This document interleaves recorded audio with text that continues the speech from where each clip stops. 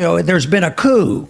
We don't have any resemblance to a government that believes in a republic. We don't have honest money. We don't have integrity. We don't even have people in Washington that even pretends, that you're supposed to tell the truth. But I do believe there has been a coup and it's been taken over. And if I want to just put the date in my mind, and anybody could pick probably any date in the last 100 years. But I have picked November 22nd, 1963. What happened on that day? That was the day Kennedy was murdered by our government. Wow.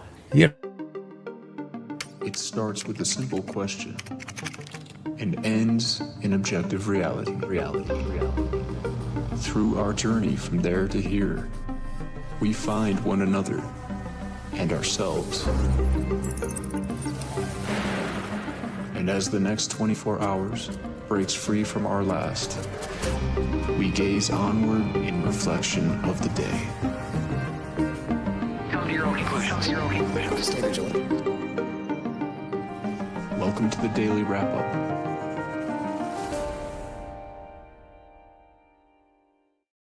Friday, February 13th. Thank you for joining me today. Follow up to the Gabbard story.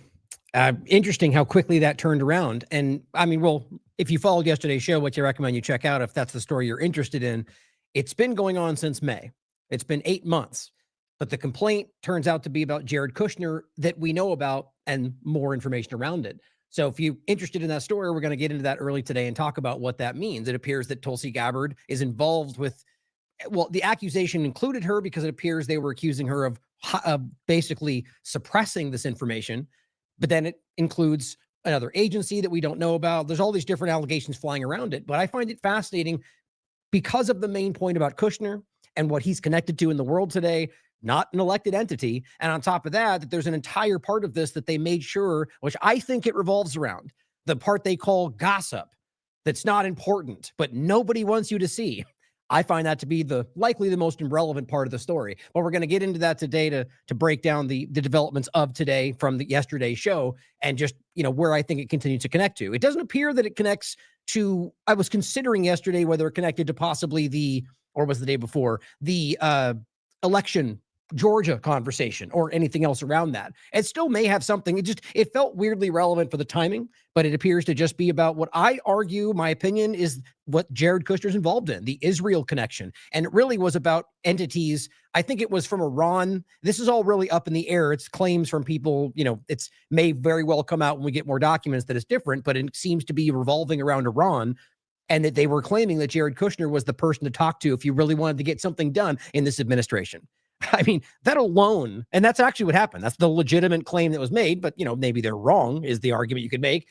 But that claim alone is insane to think about with an unelected person and all the power that they have. It's unnerving. And I opened with that clip with Ron Paul, which is not new. That's an old clip, of course, on the Tim Pool show, which is just priceless, but important to think about what he's saying and how long that's been obvious. And Ron Paul is somebody who demands your respect. And he's saying something that is still regarded in many circles as just lunacy, racism. It's just the reality.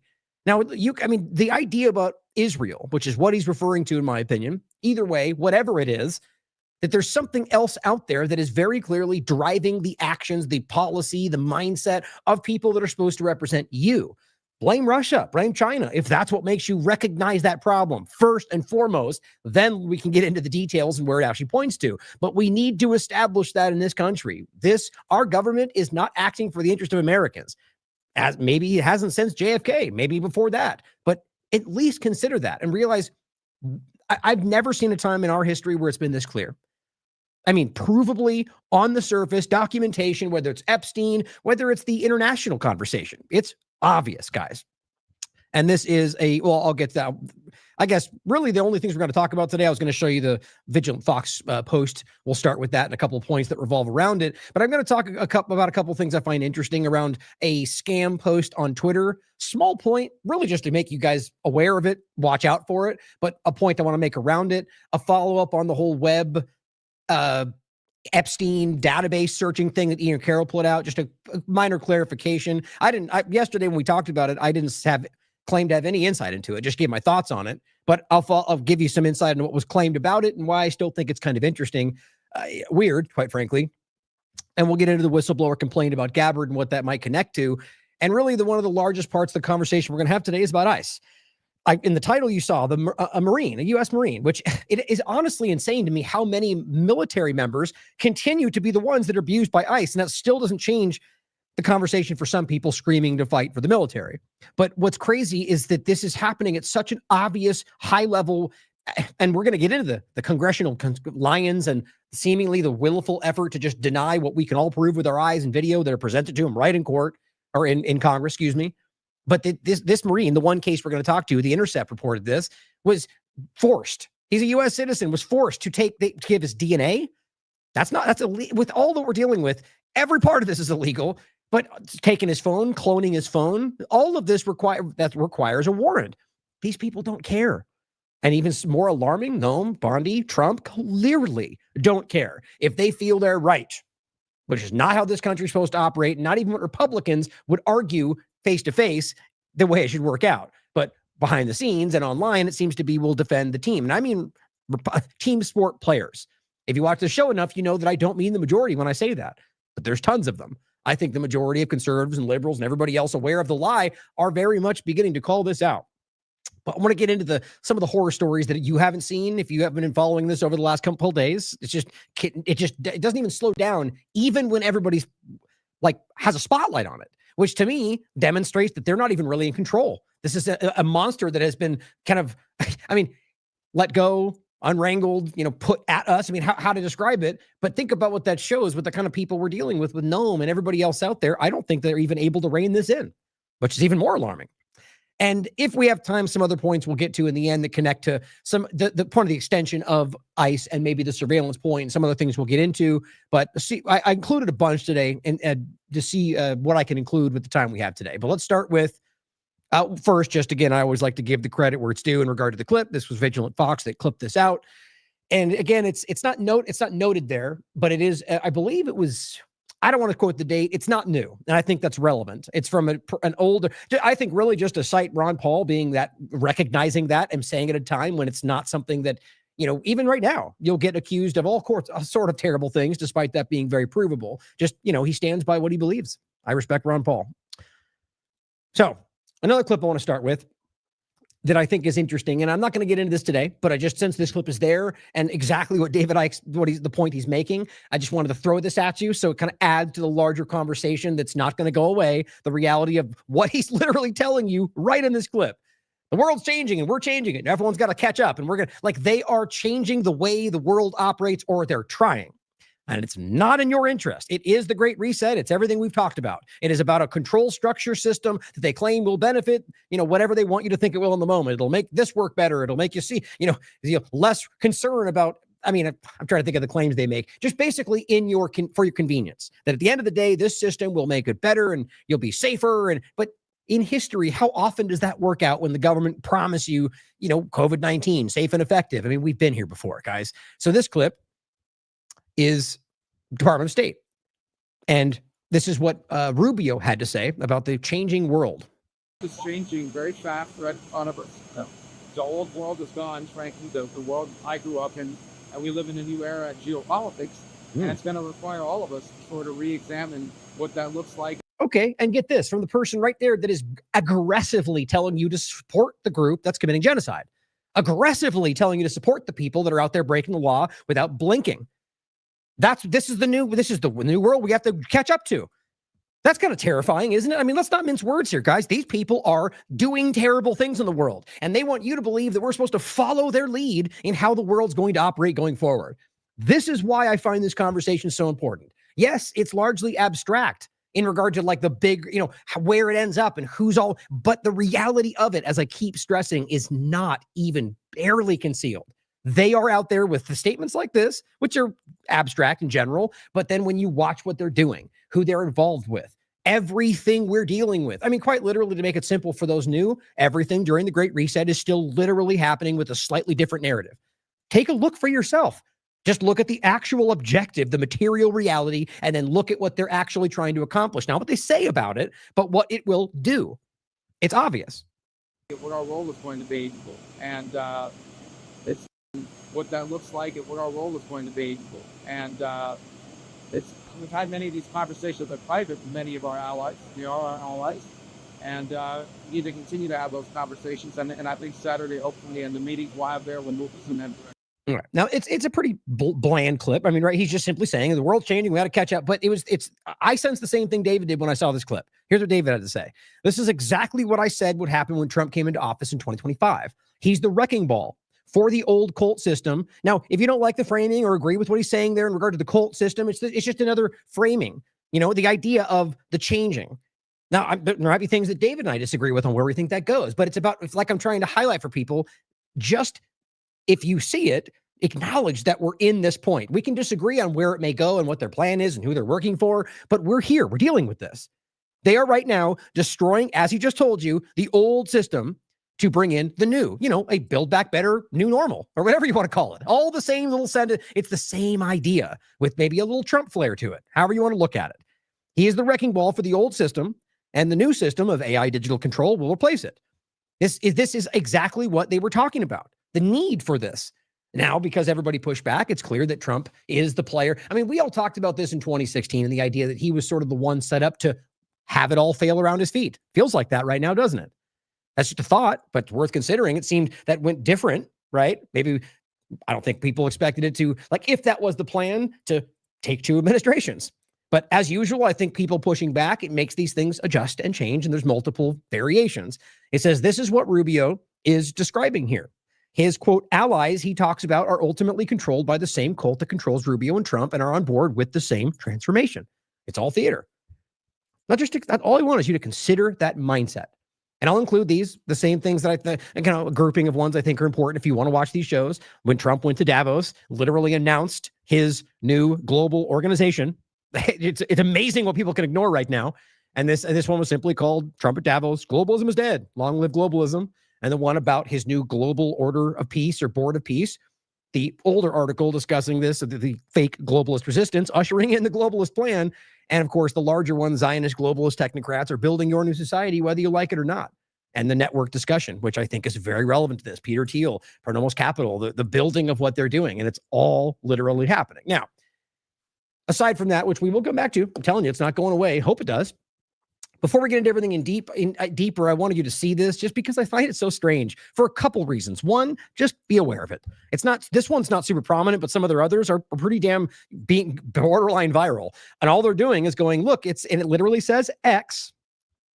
And it says, look, it's the X wallet chain. Create your wallet. It's your Grok coin. Your Grok coin. It has the Grok image. You might be mistaken for thinking, look, this is Twitter's Grok thing. This is Elon Musk's token, right? It's not, though. I said scam, of course, and they blocked me for it. Just so you can see that. They immediately blocked me. Now, what's funny about this is they're just trying to get you to sign up. Most people these days are not this stupid. This has become sort of like the Nigerian prince email. Why in the world you would trust some random, here's my information. These things are constantly happening. Now, all the aside from whether or not, the many scams that are out there, the part that I think is relevant on top of that, just being aware of it, is that this seems to be allowed by Twitter. I mean, I went back, actually, you can go read through this if you want. I find it interesting. Here's another one, by the way, and this is what they posted. X platform introduces X wallet. Okay, just to cut the chase here, according to Grok, that's in no way, shape, or form connected to Twitter. In no way, shape, or form connected to Elon Musk or Grok or anything. And it's simply, and I keep going at it. I basically just asked it. I said, well, what's the appropriate name for your new crypto, to see what it would say?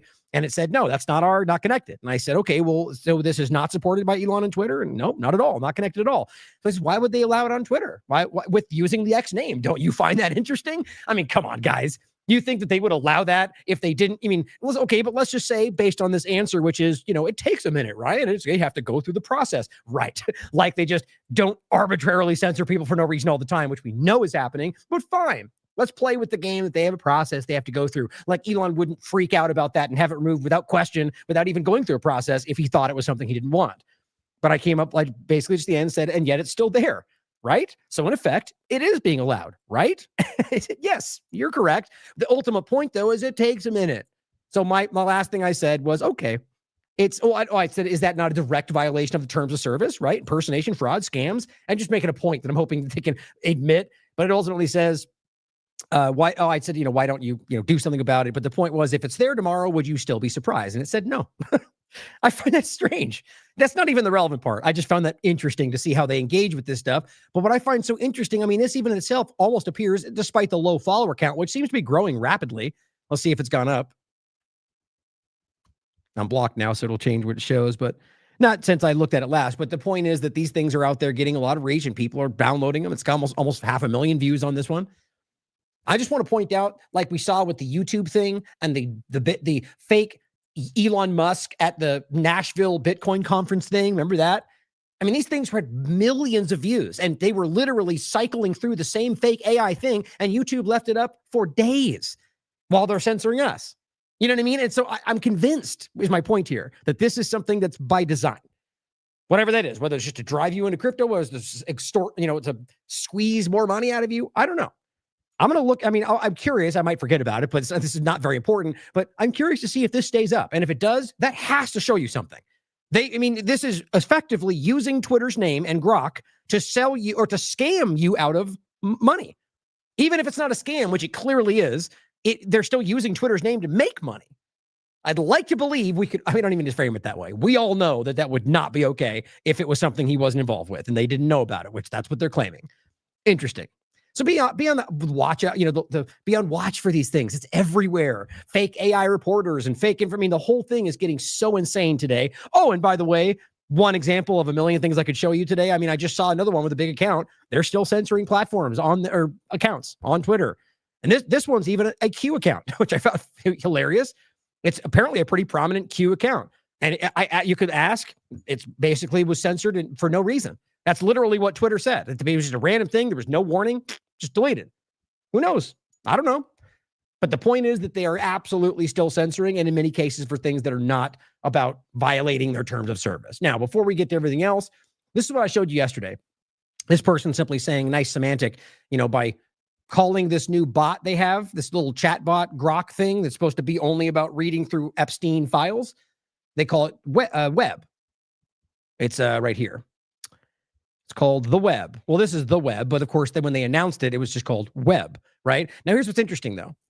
This was a post that was on 2 days ago, and it shows Gary Webb on there, right? And so yesterday when we talked about this, I didn't say I knew, and like I said very clearly, I have no idea. Just saw this. Somebody just put it in front of me. I just was commenting on the weirdness of this, with not just because of the name, but because of how this has gone so far with Ian and Webb and the way he's sort of like used her work, pointed to the books, promoted her work, but then went on Rogan and other shows and acted like it was sort of like I don't know. I forget exactly how he did it, but it was a weirdly dismissive thing about it.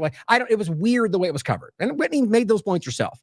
And so what's interesting about this is that it's just clearly, whether just intentional or not, it suggests that Whitney Webb's name is somehow a part of this.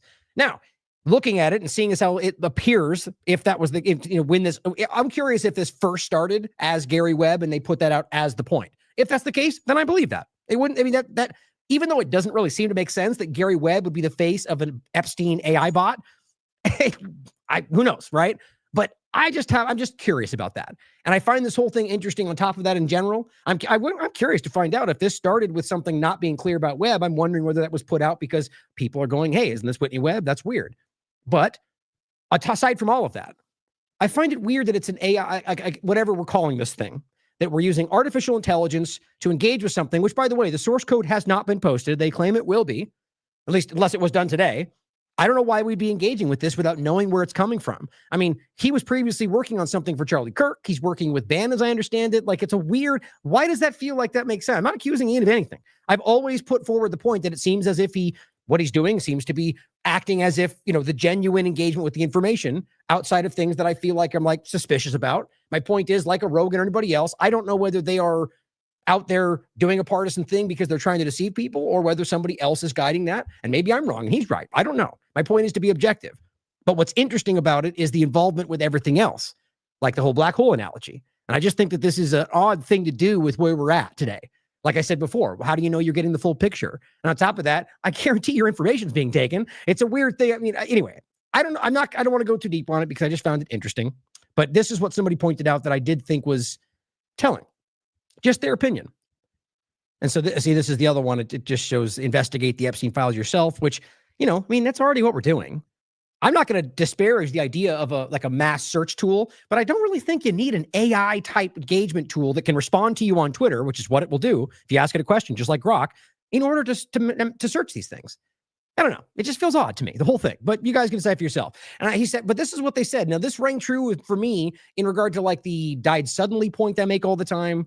Where essentially they put that documentary out, which if you want to go back and look, many people involved with that came back around and said they were misrepresented. I don't trust Stu or anybody else involved with that, quite frankly. The thing was manipulative. That's not to say, as you well know if you watch the show, that there were not people dying suddenly. I was breaking that down long before he made that point. The reality is that when you made the documentary titled Died Suddenly in quotes, if you want to search something specifically online, like literally, does this exact phrase show up? You search it in quotes, in case you didn't know that. And it will search for that exact phrasing. So what we were doing at the time was going, look, search for the term died suddenly, right? And watch. And that was kind of the point of the title. Now, maybe they were just not realizing what they were doing. I don't believe that. The point is the title being used that way then completely buried what that was showing. To this very day, you look it up, you're going to get the documentary. So Nick's point was now if you search for Epstein Webb, you end up getting this, as he writes, copycat trash instead of Whitney Webb's decade of deep research. Well, something to consider. Now, be objective, please. Don't just jump to conclusions because you don't like Ian. Be objective. Maybe this tool will help people. Maybe it'll be important. Just be objective. But I am skeptical, as you've sensed. Just worth pointing those things out. And then this was just funny to me. Now, this was on the 12th.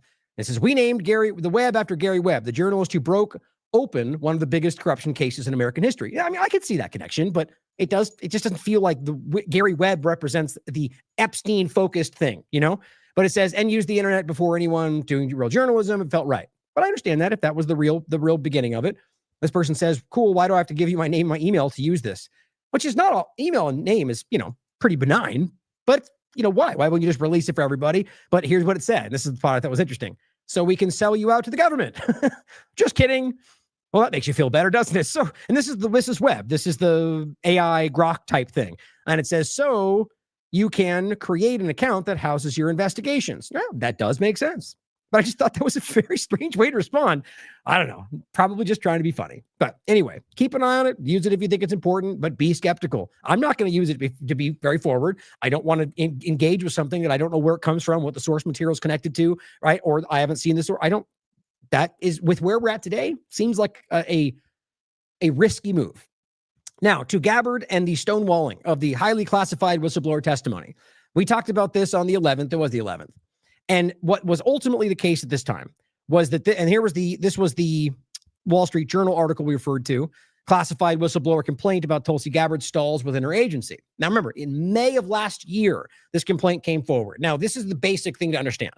When these come forward, the reality is that the whistleblower realistically could just release it to whatever they want, right? But the government will ultimately go after them like they always do for classified and national security, right? Even though the reality of a whistleblower, based on our own laws, is that if you're exposing a crime, then it's not supposed to matter. But they are the criminals, right? So this person and how you're supposed to, as the criminals tell you the criminals guiding you to expose their crimes, will tell you have to go through them and go through the checking process. And so this person going through a whistleblower aid group came to them and said, "I've got this information. It's a person from the intelligence community, and saying it's classified. So give me guidance on what I need to do next." That's what they're supposed to do, according to the criminals in our government. And so the point was Gabbard was then supposed to give them guidance. And from there, introduce that information to the intelligence committees. And that's what the whistleblower is wanting, to show that to people on left and the right, so that it will end up in the conversation. Now, Gabbard took 8 months to this very day. Hasn't happened yet. Normally takes 2 weeks at most, is what I'm told anyway. And so the question is why? Right? Why would this sit there? According to the reporting, and I'll show you directly from the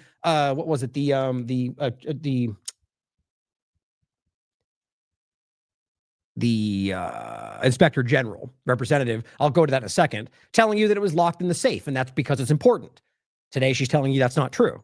Somebody's lying, right? Now, what's interesting here, though, is that the point was that she just failed to give them guidance. Now, that's important to hear before we read into all this. It's not as if the complaint involves Gabbard only insofar, as far as I can tell right now, is that she's not doing her job and giving it to everybody else and basically dragging her feet.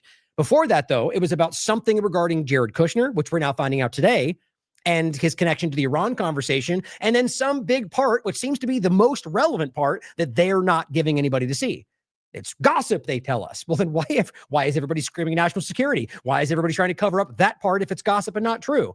These people just seem so shockingly incompetent with the way they think they frame these things. In my opinion, maybe that's the best they could do with what they have in front of them. But the fact is that she didn't give them guidance. And so that took 8 months. And recently the aid group basically said, look, on the 11th, they said, we are now going to take this another level, whatever that means to them, some kind of a lawsuit if we don't get guidance in how to deliver this to the intelligence committees.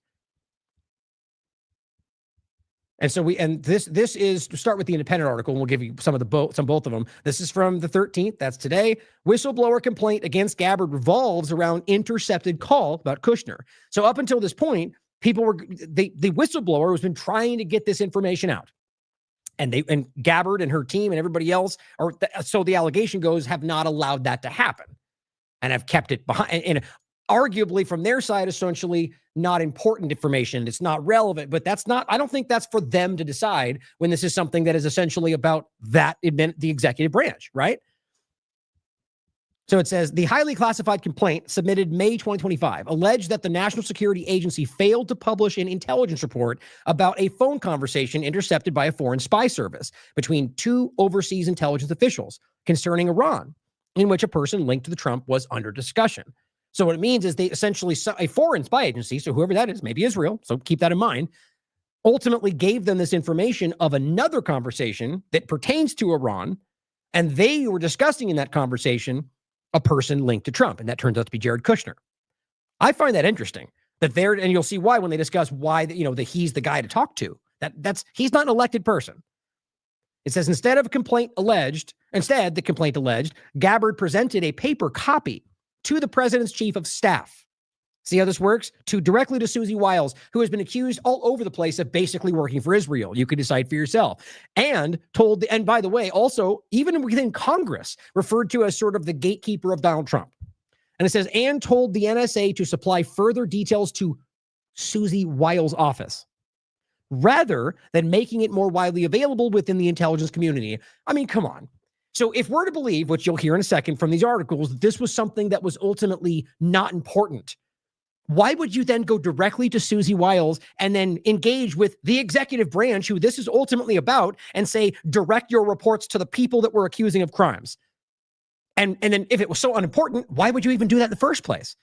It's pretty clear when you find out that it's Jared Kushner, this is because, well, hey, Trump, tell me what to do here because we don't want to embarrass you. Because clearly nobody in this administration will do anything if it even mildly makes Trump uncomfortable, even if it's breaking the law in 14 different ways.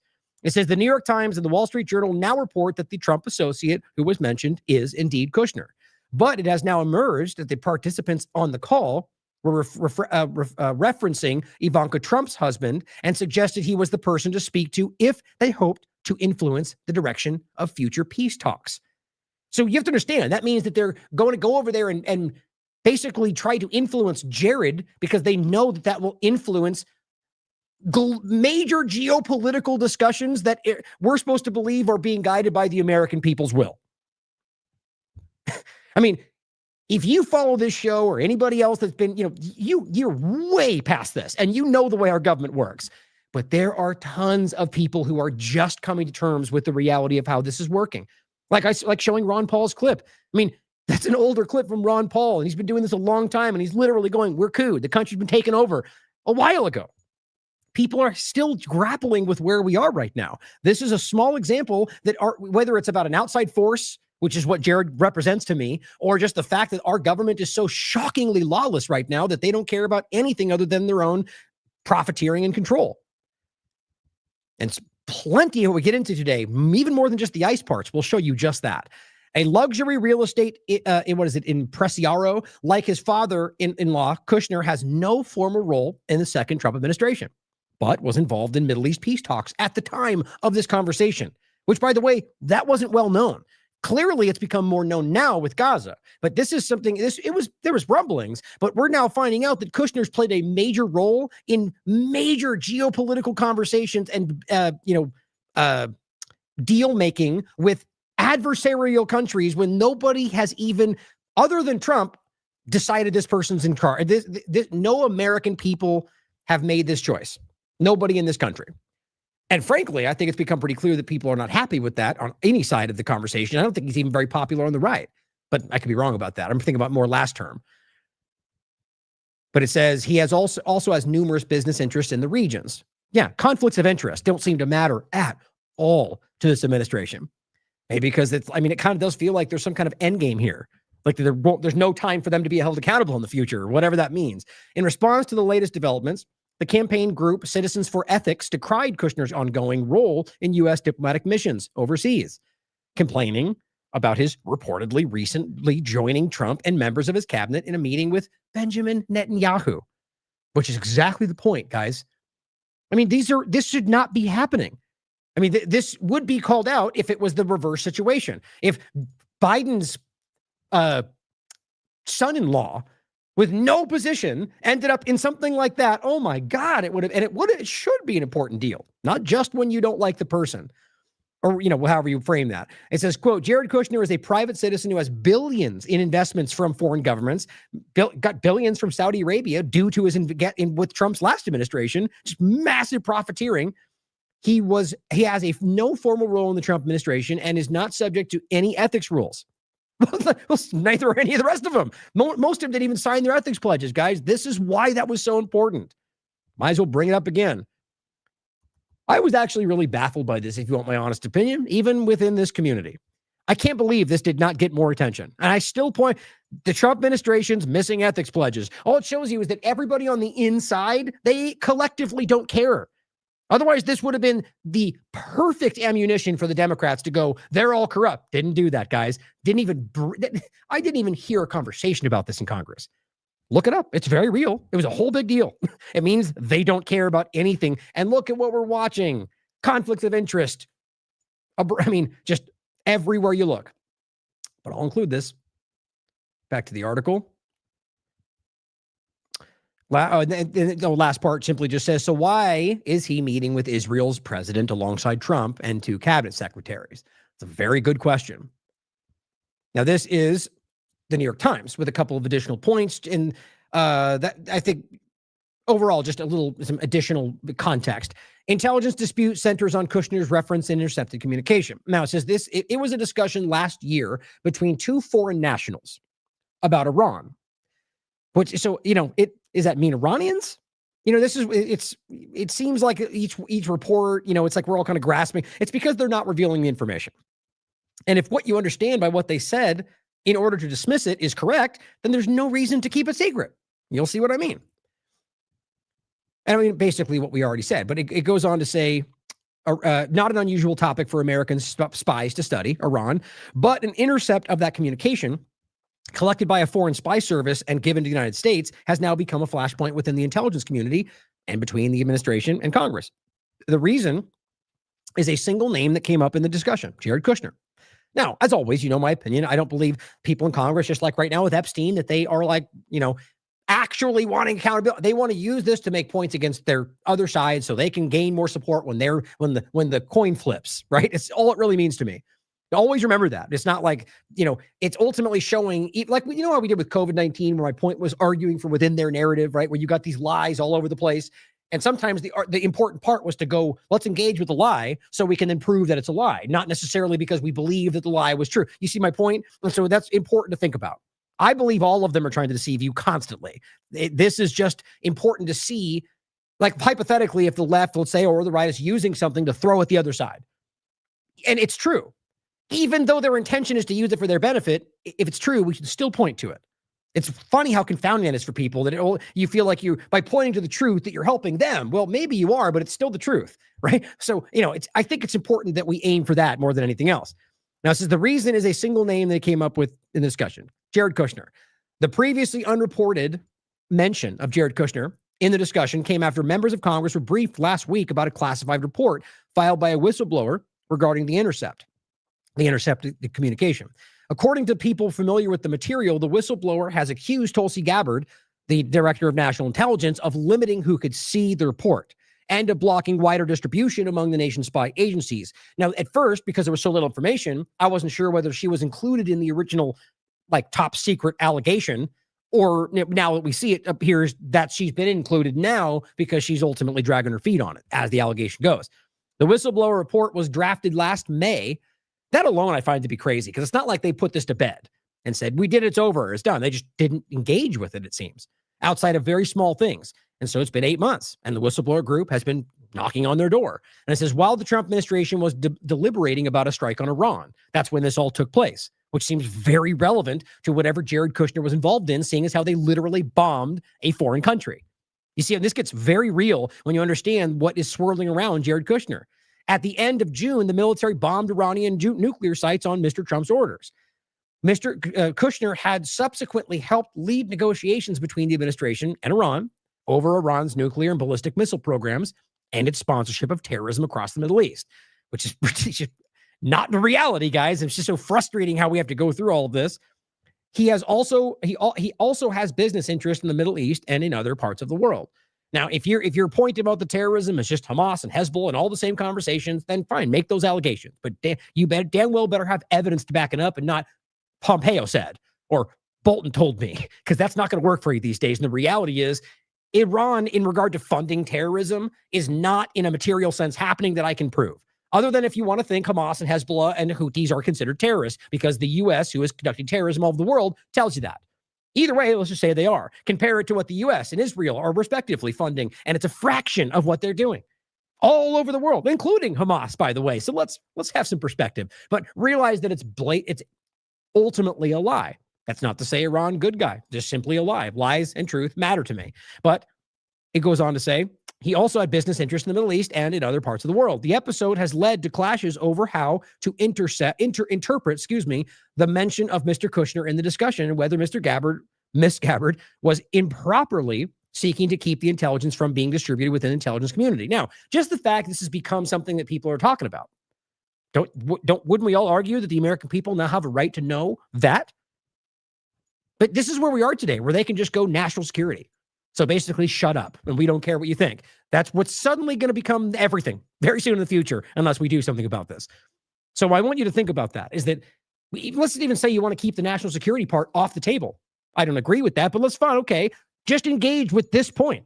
Did you or did you not, according to the intelligence communities, go behind closed doors? Even though I don't trust all of them, my point is there might be some division. They might, that's the best we can hope for at this point, is that ultimately, whether or not you chose to keep this from view for personal reasons, that matters to me. But that seems to be the smallest part of what this gets to. The foreign nationals were discussing Mr. Kushner, but some officials who have read the underlying intelligence or been briefed on its contents downplayed the significance of the references to him. The foreign nationals, they say, were commenting on Mr. Kushner's influence with the Trump administration at a time last year when Mr. Kushner's role in the Middle East peace talks was less public than it is now. The foreign officials were recorded saying that he was the person to speak to in order to influence the talks with Iran about a massive geopolitical conversation. Jared Kushner was the guy to talk to. The intercept also included what officials described as gossip, that's their word, or speculation about Mr. Kushner that was not supported by other intelligence. So just cut to the chase. We'll keep reading, though. That's it, guys. So that Kushner was being spoken about, okay, and then gossip that's not true. Okay, anybody will explain to me why this is a big deal and why no one's letting this out?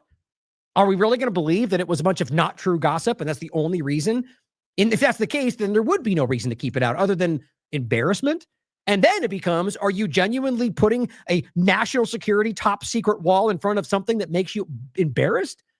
No, it wouldn't. Any of this wouldn't surprise me. But I just think that's pretty crazy. And it says some senior officials said the information was demonstrably false. Well, one way to find out, right? While the whistleblower believed that information should be circulated. So clearly this whistleblower from the intelligence community, so arguably from within Trump's administration, unless this has been going on well before May, but it doesn't appear to be, right? So somebody within Trump's administration has pulled away, like many of them have, and wants to show you that this is important.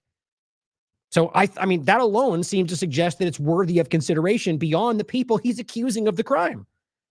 While the whistleblower believed that information should be circulated, the NSA's general counsel, Miss Gabbard, and the intelligence community's inspector generals disagreed. Well, I mean, guys, we're talking about the executive branch and the way that they are seemingly collectively covering this up, and they're the ones that get to go, nothing there. Sounds familiar, doesn't it? Officials declined to describe the gossip, saying that revealing it would expose the source of the information. Okay. And here we are again with the same, we are trying to protect the victims, even though we already now see that was not what they were doing. They used them to try to drag their feet and then accidentally put their names out. So they didn't even care. So the point would be, is this even the truth? And at that point, and on top of that, fine. If you're going to try to protect your source, well, then ultimately redact the name and give us everything else. But see, this is a game, guys. This is a game called national security where they get to play. They can just throw that out there, and if nobody pushes back, they get away with whatever they want.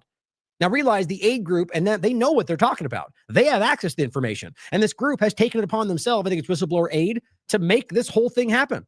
I find it hard to believe that they would go through all this for something that didn't matter, but I'm not going to assume. It says the investigation of the complaint, and the underlying intelligence all remain classified. Why would it be classified if it's some, it's the same point. I just thought to me, it seems like a pretty weak argument. The whistleblower report was based on a telephone intercept provided to the NSA from foreign intelligence services. The whistleblower, an intelligence official whose identity has not been publicly disclosed, said Ms. Gabbard's actions improperly limited who could see the report. Some people who have reviewed the complaint have questioned whether she was trying to protect Kushner. I mean, look, whether this is genuinely top secret or whether gossip was irrelevant or not, how do we even deny that? She literally went around what she was supposed to do, went directly to Susie Wiles and said, here, this is what's happening, and direct anything else directly to Trump's person. That's not how that process is supposed to work. So what are we debating here? Mr. Kushner's office declined to comment. Shocker. Officials from the White House, Director of National Intelligence, declined to discuss it. Shocker. Inspectors general are typically supposed to make a determination about a whistleblower complaint within 2 weeks. Now it says congressional officials learned about the complaint, but not its contents. Now this is interesting. This is a new part that I hadn't seen before I read this. That apparently some of the people we're discussing did get some kind of piece of paper, sort of like the Epstein files, when a lawyer for the whistleblower sent a letter to the intelligence committees in November. The Intelligence Committee was expected to provide Congress with a copy of the underlying intelligence report so that the oversight committees could review it this week. But it hasn't been sent to Capitol Hill yet. A heavily redacted copy of the Inspector General's report was provided to Congress. Ms. Gabbard's office redacted Mr. Kushner's name, citing executive privilege. I mean, is anybody confused about this? There's something here. Whether it's they're embarrassed or it exposes Israel puppeteering this administration or something in between. I think it's pretty obvious. But again, it could just be that they're petty and they felt this embarrassed them, sort of like Kash Patel and Bondi illegally removing their own communications from the Epstein files, which was literally listed as a requirement. I argue it was probably just that they felt stupid. They realized what they were saying was embarrassing now with everything that's out. But I could be wrong. Either way, they broke the law. But that's who we are dealing with, guys. That's why this is so concerning to me. Now, here's what Gabbard put out in her tweet. And I found this relevant for a couple reasons. This was on the 7th. Senator Mark Warner and his friends in the propaganda media have repeatedly lied to the American people that we hid this complaint. Well, okay, well, there's a very easy way to prove that's not the case, right? But they're still keeping everything secret.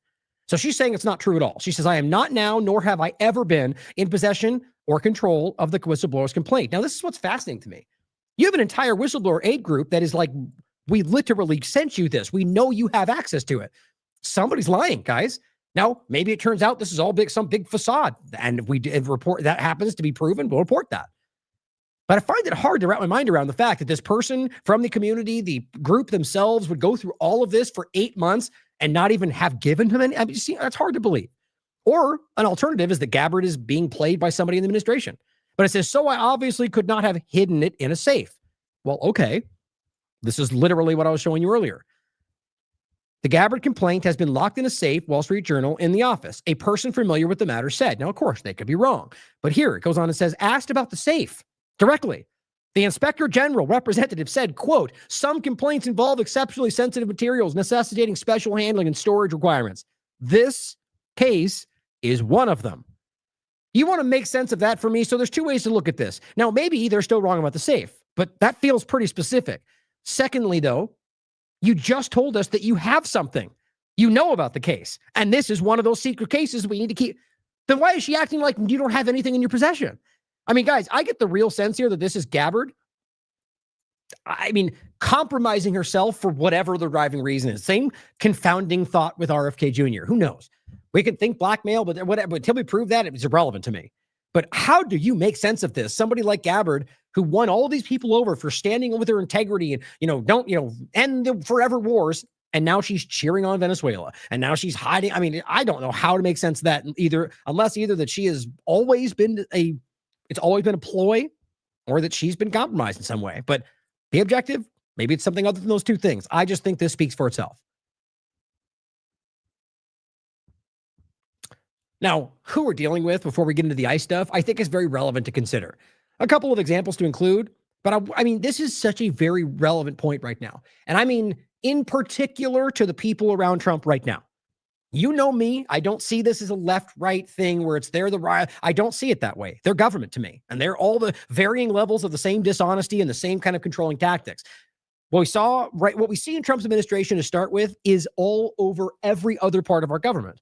But we have to acknowledge a unique level or element to what Trump is doing right now and the people around him. I personally think it is shockingly clear that it's what Israel and Zionism are doing to this country and a lot of other places, including the most obvious genocide we've ever seen in our lives, to pretend like that's not relevant to them being dishonest everywhere else. But let's go through some examples that show you who we're dealing with right now. This is Randy Fine, somebody who is outspokenly fighting for Israel at the expense of American interests and has cheered on the death of children. And I mean, quite literally cheered on the death of children. Bombs away under a picture of a dead baby. I'm not making that up. I've shown it to you on the show. Or tons of other examples. This is Randy Fine, the guy who has screamed about election integrity and how Trump was stolen from him. We have to make sure voting isn't low. Okay, well, guess what? Here's a very real video that I have confirmed myself of Randy Fine basically stealing votes from people who aren't there. Show every single day a new flavor of fuckery. In case that's unclear, watching here is him looking around, making sure no one's watching. These are people that aren't there. Now, this is a real video from something that actually happened. Now, the only dispute would be whether somehow he was allowed to do that. But then the reality, when you look into it, is that the laws for absentee voting or whatever they call it for somebody who's not there is not met right here. And that is very easy to prove. So either they're breaking the law together or he's doing it because he's trying to vote for them for his own interest. These are the kind of people we're dealing with. These are not just hypocritical, but in a vile, disgusting way, just completely not just dishonest, but willing to completely front about everything they want that you want them to be, and then go out there and do anything else. I mean, there's 1,000 ways you could frame this. Whether it's you wanting to be something else and then pretending to be that, or in regard to them just being the worst, most disgusting presentation of what Israel and the supporters are doing, and then garnering support from people just as disgusting. But I think it's important for anybody who is not trapped in the partisanship to see these kind of examples. You either care about these things or you don't. Now, maybe on a secondary level, he's convincing himself that because they're so evil and bad that I do this and I'm still on the right. That's the broken logic of certain people in this discussion. Who knows? Maybe he's that stupid. But this is a bad person. I mean, just one of the worst. He's a fat Laura Loomer, in my opinion. Oh, and you can listen to what Grok's explanation is in general, but there's plenty more evidence out there. Here is Thomas Massey pointing out some examples about Bondi. And I just think it is, technically it's Donald Trump making this ridiculous statement, but it's about the entire team and how either by design trying to embarrass themselves or I guess just being that stupid. But I think it's more than that in regard to who's driving this. But he says, I was attacked for exposing Bondi, but I noticed something. He says, I'm fighting aimlessly against a hopeless agenda of hate and stupidity. And he goes, well, okay, if I'm fighting against an agenda of hate and stupidity, isn't that a good thing? He literally, I read this, I didn't catch this. I read this to you the end of the show. Basically, where he's like, Bondi did so great, which is just embarrassing. And that dumb Massey is wrong and stupid and just like childish, ridiculous things. And he says, Thomas Massey made a total fool of himself yesterday when literally he just pointed to facts and was like, you covered this up and you're wrong. I mean, think about how wild that is, that Trump could point to what he did right there, which everybody, everybody on that side would have been cheering for this if it was done against Democrat. And everybody honest is already cheering for it because you did cover up Wexner's name. You did, because it was the only one where it showed him as a co-conspirator. And they all know that. They're just desperate to hide from this. And so he says, Thomas Massey made a fool of himself fighting aimlessly against a hopeless agenda of hate. So that's quite obvious, right? Of course, it's a typo or just that they're stupid. He's just vomiting out hatred is all it is. And they're not even, I mean, it doesn't even seem like people are checking these things for typos or that he looks like a fool. This is the president of the country. It should be embarrassing for us that he's not just making ridiculous claims that make himself look stupid, but that he's saying things that nobody agrees with.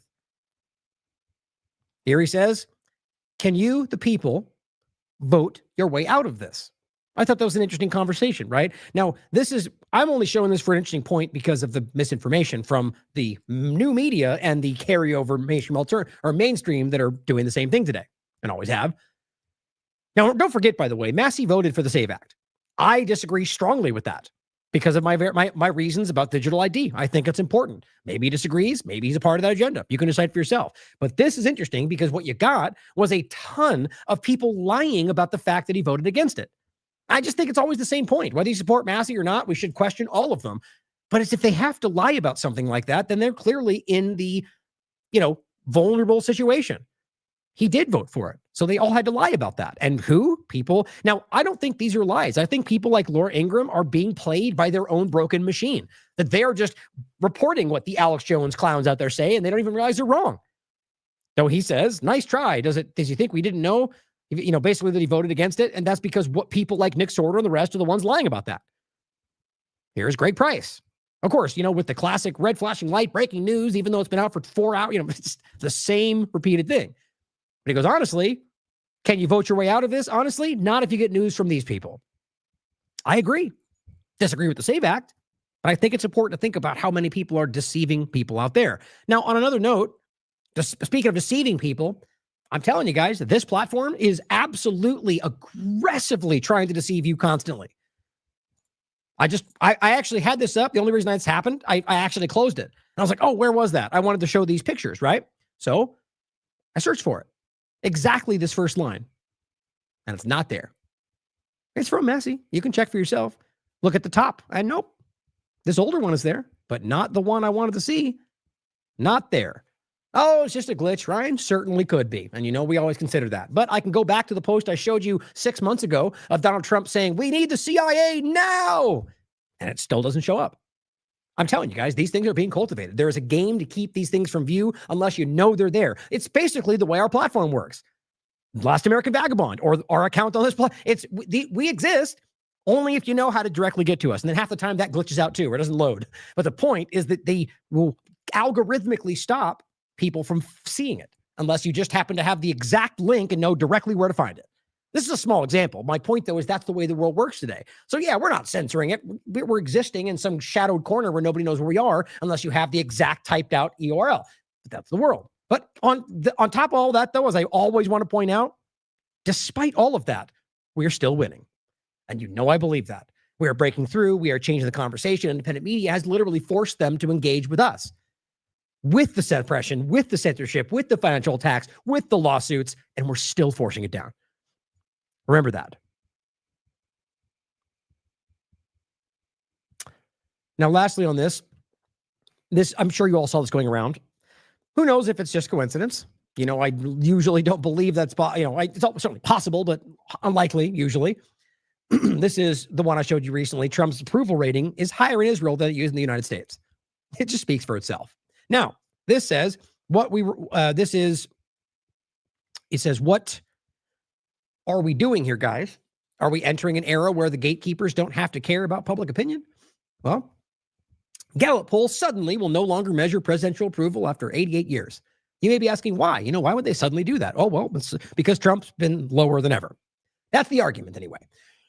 Could be something else, but the timing was very relevant. Essentially, Donald Trump was shown to have the lowest approval rating he's ever had. And like the next day or the same day, just we're done. No more. You could decide what you think that means. I mean, the point for a lot of people is that this is an effort from the whole system to keep you from seeing what's happening, even though we all see it, I think, anyway.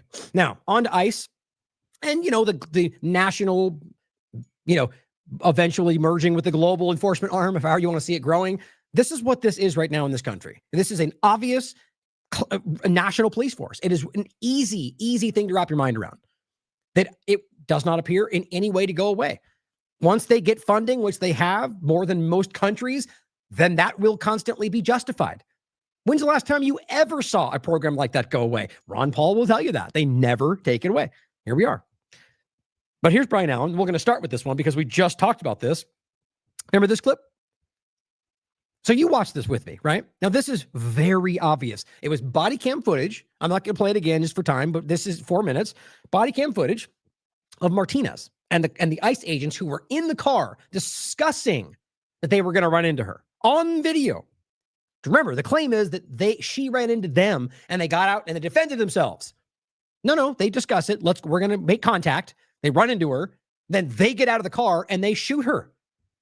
I still don't even understand what they claim the logic was there, but they claimed they were going to shoot at us is what they later claimed. She didn't have a gun in her hand. All of this came out in court, guys. And so what's crazy is then we get the video from them that proves, or I shouldn't say all of it, everything other than the conversation in the car had come out in court. They lied about the gun, everything. Lied about hitting her. That was actually on video. But now we have them in body camera footage saying that out loud. Okay. Here's what, I just can't even get past how insane this is. All of it, everything we're discussing, but just that they're willing to do this.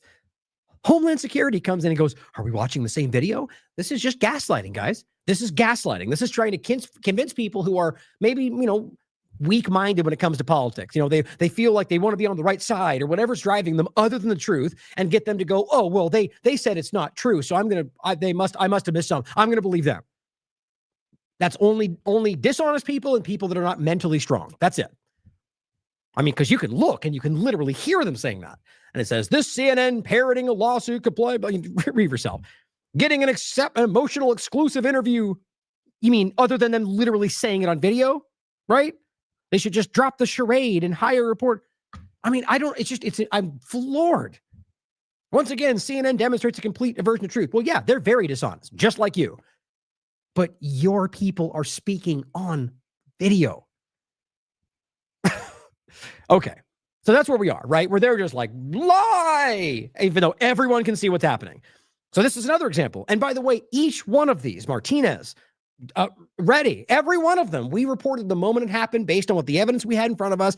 And this is the case we made all the way back then. So as usual, demonstrating our value on this platform, you knew all of this months ago if you watched this show. Now, this is kind of recently started following. I've been liking what they're pointing to, but I'm not very familiar with it. This is called Maine. Breaking, Trump DOJ moves to dismiss charges in Minnesota shovel attack, which we already reported to you, by the way. I just want to keep this in the vein of this point. That led ICE to shoot a man. Turns out ICE made it up. You know this already. Here's the dismissal and how Fox News originally reported the story. So it has now been dismissed because they dismissed it, just like many of these cases where they made the big statement in the media, domestic terrorists and weapons and violence, and then dismissed the case. This is all performative theater, it seems. This is all them just trying to get and they're still failing. But as you remember, attempted murder, Fox News just vomits out whatever they're told. Like pretty much everything in the corporate media, everything in mainstream alternative media. But don't take my word for it or his. Look, read it. It's all very public, and they lied. And if you think that they were attacked with a shovel to where they had to defend themselves and they just decided to drop the case, really? That's not what happened. And again, it's not even debatable. It is provable where we are right now. And here's Ken Klippenstein. Our officer was ambushed and beaten with snow shovels and broom handles. This was an attempted murder. Okay, so here's the same account. They're not out there trying to defend this one because this one has now come out in court. At least as far as I could tell, they probably are. That's how ridiculous they are. My point, though, is this is Homeland Security, who was over in the post I was just showing you, saying, are we watching the same video? Knowing they're lying. So this is what they were lying about in the one that has now been proven to be a lie. Our officer was ambushed and beaten with shovels. This was an attempted murder. Details that CNN is too afraid to address. Oh, and then they got caught lying. ABC News, breaking, the acting head of ICE says that 2 of its officers appear to have made, quote, untruthful statements about shooting a migrant in Minnesota and may face federal charges. You know why I think this is happening? This is today. Because what just happened in front of Congress, I think is starting to change the conversation. I'm going to show you a bunch of these clips. Now, I'm not usually of the mind that those things have much effect, but what I'm seeing is that the entirety of our government are aware of what I've been trying to show all of us. The majority is not having it. Whether they disagree on other political points, right now, the majority in my mind clearly sees the Israel problem. The majority in my mind clearly recognizes, whether they agree with the immigration agenda or not, that ICE is a major problem. This is easy to see, in my opinion. I've been telling you for 6 months or more. I think now it's starting to become undeniably obvious to where they have to start pulling back on the agenda, which Trump doesn't do very often, in my opinion. So let's get into this in depth. Now, this is crazy to me. This is The Intercept. After Alex Preddy, this is a Marine who went out at the same location and decided to film. Not breaking the law, not doing anything he wasn't supposed to. And this is what went down. Marine detained in Minneapolis says feds copied his phone without a warrant, took his DNA. His name is Sari, a Marine Corps combat veteran who served in Iraq and Afghanistan, went to the scene of Alex Preddy's killing in Minneapolis less than an hour after agents had fired the fatal shots. He was wearing his Marine camouflage and carrying a lawfully owned 9mm Glock handgun on his right hip in plain view, as he does every day, because it's legal in this area, which is, well, again, one of the many lies they told when this all started. Agents on the scene, quote, he said, thought I was undercover. They kept asking what agency I was with. Think about how stupid this is. This goes to the lack of training, which has become full display right now. They're now admitting this. People with 40 days of training that have never handled a gun are being put out there in high stress situations. Many of them are wildly politically motivated and absolutely hate Democrats and think they're all terrorists. Are we starting to recognize why this is happening? Now, the reality is that these people saw a guy with a gun with camouflage and were like, who do you work with? Like, not even so if we're being told that you're all hyped up because the guy had a gun and everyone's terrorist, and that's the way you don't even how do you know what a terrorist can't dress up like you? The stupidity, the lack of intelligence there, or just the incompetence blows my mind. So then it says, when he told them he was not with an agency, remember, he's still legally allowed to be carrying that gun. Their demeanor shifted. Federal immigration agents soon aimed M4-style rifles at his head. Footage reviewed by Intercept shows. Their fingers on the trigger less than a minute's walk from where Preddy was killed, which is a protocol issue. Now, remember, with the gun part of this, in Tennessee, for example, in plenty of places, it's not, most people don't even know this. Like from California, they think it's all super permits and there are many places in this country which do actually understand the Constitution where you're allowed to carry without, you don't need to get a license, you don't need to own anything because it's your right. And so understand that in a place like this, carrying this out there, like, it depends on where you are. Like in Tennessee, it's only a concealed carry. I can't carry it on my hip unless I've got a license, but I can carry it concealed for my protection. And so what's interesting is that these people don't even know the basic understanding of the place they're in. And I think that's being driven by the stupidity and incompetence of people like Noam, or that the agenda is to not care about any of the laws. Now it says, quote, more and more Border Patrol and ICE agents gathered around him. Now realize he hasn't done anything wrong. Then they moved in with rifles and handguns drawn. Right there, people can get removed from duty for things like that. There's no, drawing your gun is supposed to be something that is logged and marked and discussed. That's, especially shooting it. But they're not supposed to be drawing their guns so frivolously. Like that video where the guy runs into the store with his gun out. That's one of the 40-day guys, right? I mean, that's insane. The encounter raises questions about how the federal agents assessed threats, used force, and made arrest decisions in the immediate aftermath of Preddy's killing. And let's not forget that instead of admitting what happened, they said terrorism and then investigated the family of the deceased person in regard to good. And then in Preddy's example, I'm forgetting exactly what their next steps were, but in regard to good, they investigated the family members instead of the cops, who, as far as I could tell, have never been investigated, even though that's protocol. In Sari's case, the Marine, he and his attorney told The Intercept federal agents took scans of his biometric data. They're lying about all this in front of Congress. That doesn't happen. We don't do that. There's no database. They're lying to you. Or Lyons has no idea and somebody else is controlling what they do with this information, which honestly wouldn't surprise me with where we are. But I honestly, I think he's lying. Biometrics, doesn't that alarm? I mean, where are you at, Republicans? Where rather, team support Republicans, because I think conservatives see it.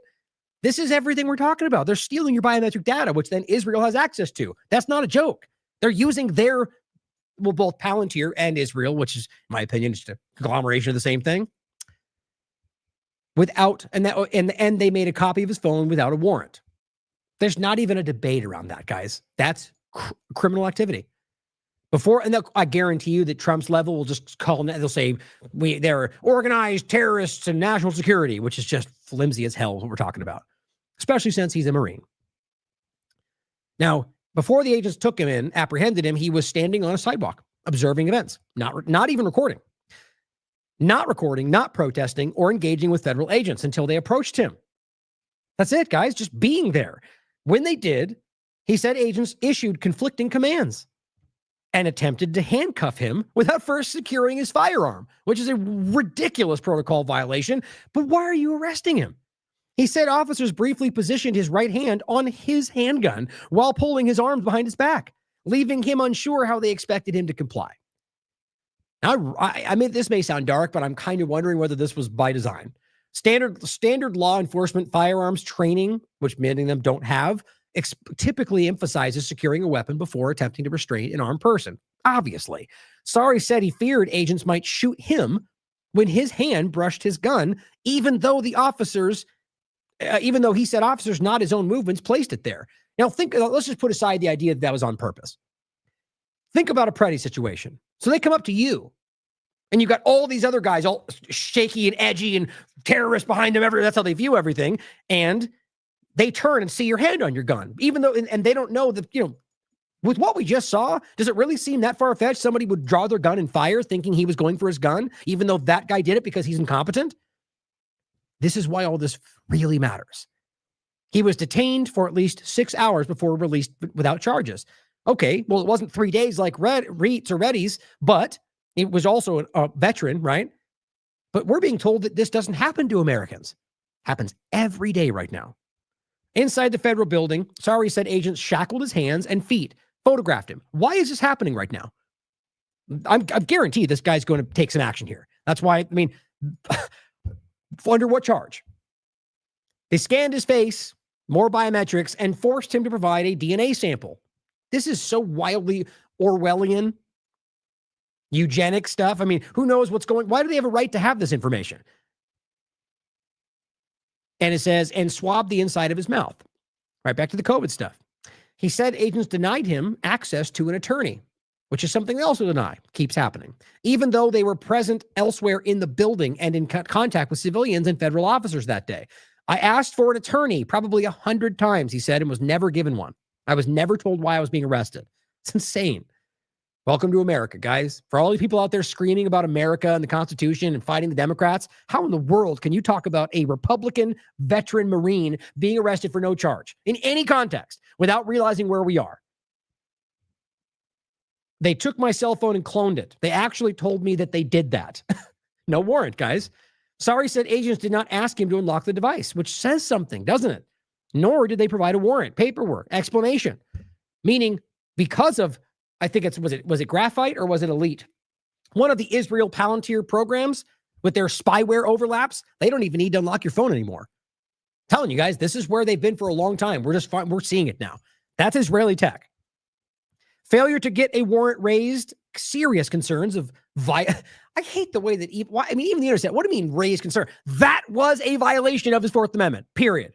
Unequivocally. Doesn't raise concerns. I just find that weird. I get it. It's about people write these things. I just find that crazy. They absolutely violated his rights by doing that, period. After 7 hours, about 7 hours after his arrest, Sari was released into sub-zero temperatures without transportation. Unsure where he was.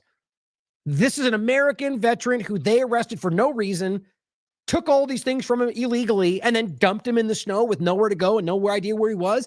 These are people fighting for Americans? He said he didn't know if he was remained under investigation, nor whether the government retained copies of his phone data or DNA sample. You know they are. While he was in detention, Sorry said agents provided minimal food and water. Said detainees with visible injuries did not receive timely medical care. I asked for water about a dozen times. At one point, they brought 3 bottles for 7 people. Sorry said detainees had to use their drinking water to clean blood off of their injured peers, which is consistent with accounts from other civilians arrested that day and previously reported by The Intercept. Quote, there was a man with a golf ball-sized contusion on his head who didn't get medical attention, probably because they did it to him.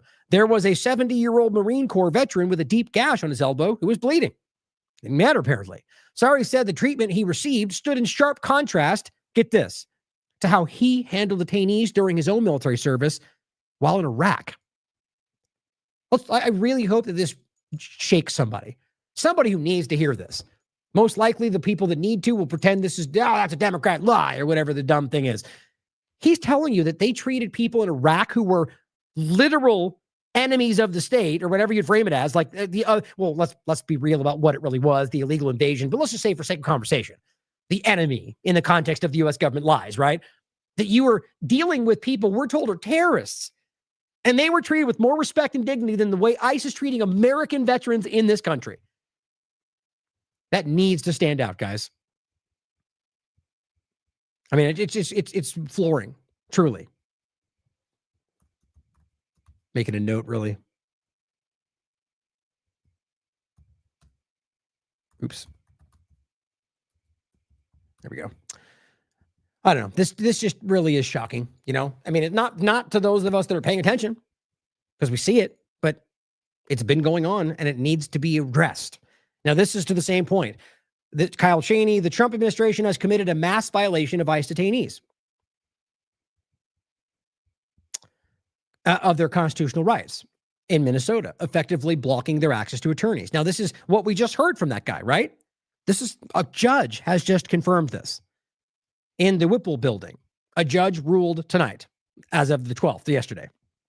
So they're choosing to deliberately withhold a lawyer.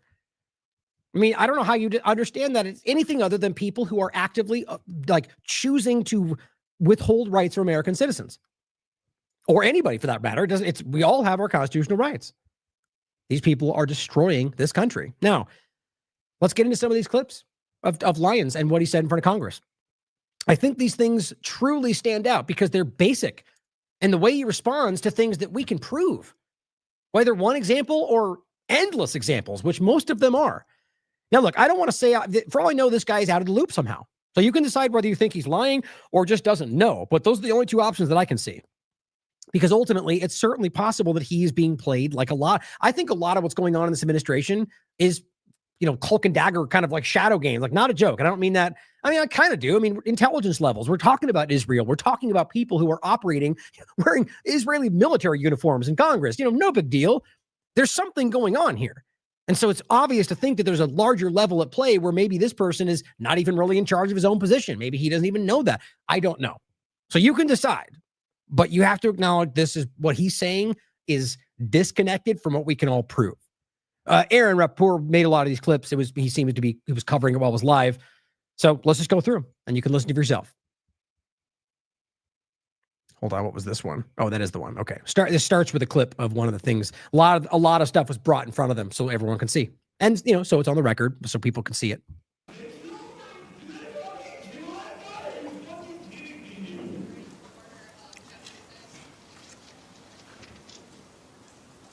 So on the screen, it's simply saying ICE agents pulled guns on unarmed U.S. citizen. Happens every day right now.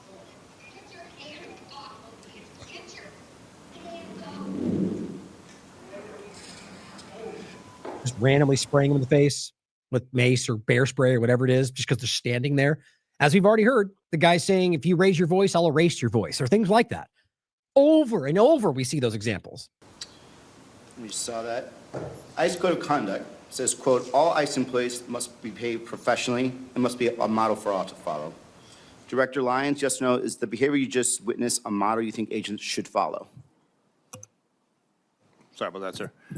Sir, I can't speak to each one individually.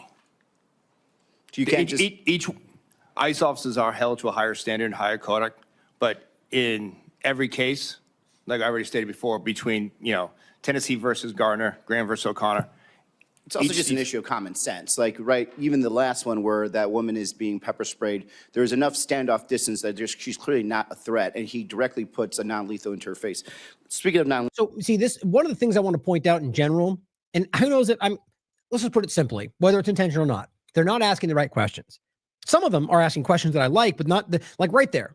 The follow-up question needs to be, okay, so we can acknowledge that individual examples maybe don't represent the entirety of your standard. Okay, has that person been held accountable?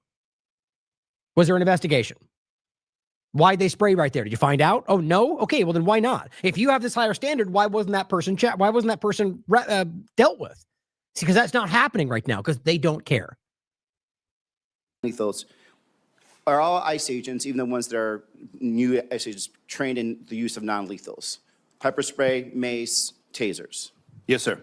They employ it on themselves too, so they understand the impact of it. Yes, sir. I've been sprayed many times. It's horrible. I don't believe that for a second. You're telling me that these hundreds of people, like thousands of ICE agents that went out there with 20, 40 days of training, got all that stuff? Come on, guys. I highly doubt that was something they made important. My opinion. Yeah, same here. Okay. Right now, what is the training cycle for new ICE agents? How many days? So we reduced the actual calendar days from 75 to 42. We went from 5 days a week to 6 days a week. 5 days a week was 5 8-hour days, and we've gone to 6 12-hour days. And that is given enough sufficient experience for them to be dealing in these very dynamic areas and urban areas with including weapons handling, because I've seen some of your ICE agents and their weapons handlers. It's quite horrible. Do you think that in those time period, you could actually insert people into an environment as dynamic as Minnesota and other places, and they're actually using weapons in the correct way? So, sir, what we've done on the backside of that is we've instituted our OJT program, which, as you in law enforcement are familiar with, much like an FTO program, where after the academy, they get the railroad training like you would once a local police officer comes out of the academy. So the OTG is happening in places like Minnesota. So somebody who probably has never handled a weapon after 42 days is going to be inserted into Minnesota into a high-stress environment. They could, sir. Yes, sir. Simple, guys. Very simple. That's not okay. You're talking about, I mean, look, the point is, this is how they rationalize it to people that are, hair on fire all the time about left and right politics. That ultimately we have to, because Biden and Venezuela and immigrants and we have to just do whatever we need to do. Okay, well then just acknowledge that nothing matters anymore. Because thing that we're pointing to, Constitution, be damned. That's a childish response. The reality is to do the right thing, which may be a little more difficult if you actually believe anything you're saying. And I think most conservatives and liberals about all the different are beginning to come around to the reality that none of them care about what they put forward. I believe anyway. Here's a clip about the database point. Saying that now you're on a database. Now, look, let's be real about this. This is happening. It's been discussed, as even she points out. Trump literally called for it. We know the Palantir discussion. We know that they're doing this in regard to not just, Democrats and being on a list because you're terrorist, but cataloging Americans they engage with, whether immigrants or not. We've proven this. So it's the fact that they keep playing this out, even with Congress. If I can do that, they can do that. So even though this comes across as I think it does make the case, they could nail this shut if they wanted to in front of Congress, and they just don't. I think that's by design. Number of my colleagues about labeling people as domestic terrorists. What is the definition of a domestic terrorist? So, ma'am, domestic terrorist is any organization that, on American soil, home nation soil, that's involved in acts of treason, acts of violence, active extremism against a group or against a country. That's so incredibly not true, by the way. No, those are all called crimes. That's not the reality of that. Whether you get into the political side of it or the idea of what they pretend it is today. The reality of terrorism is it is a using political ends or violent ends to achieve violent acts to achieve a political end. That's the reality of it going back forever. Over the last 50 years, they've warped it into their weird political thing that they use it for, but realize what he just described is not terrorism.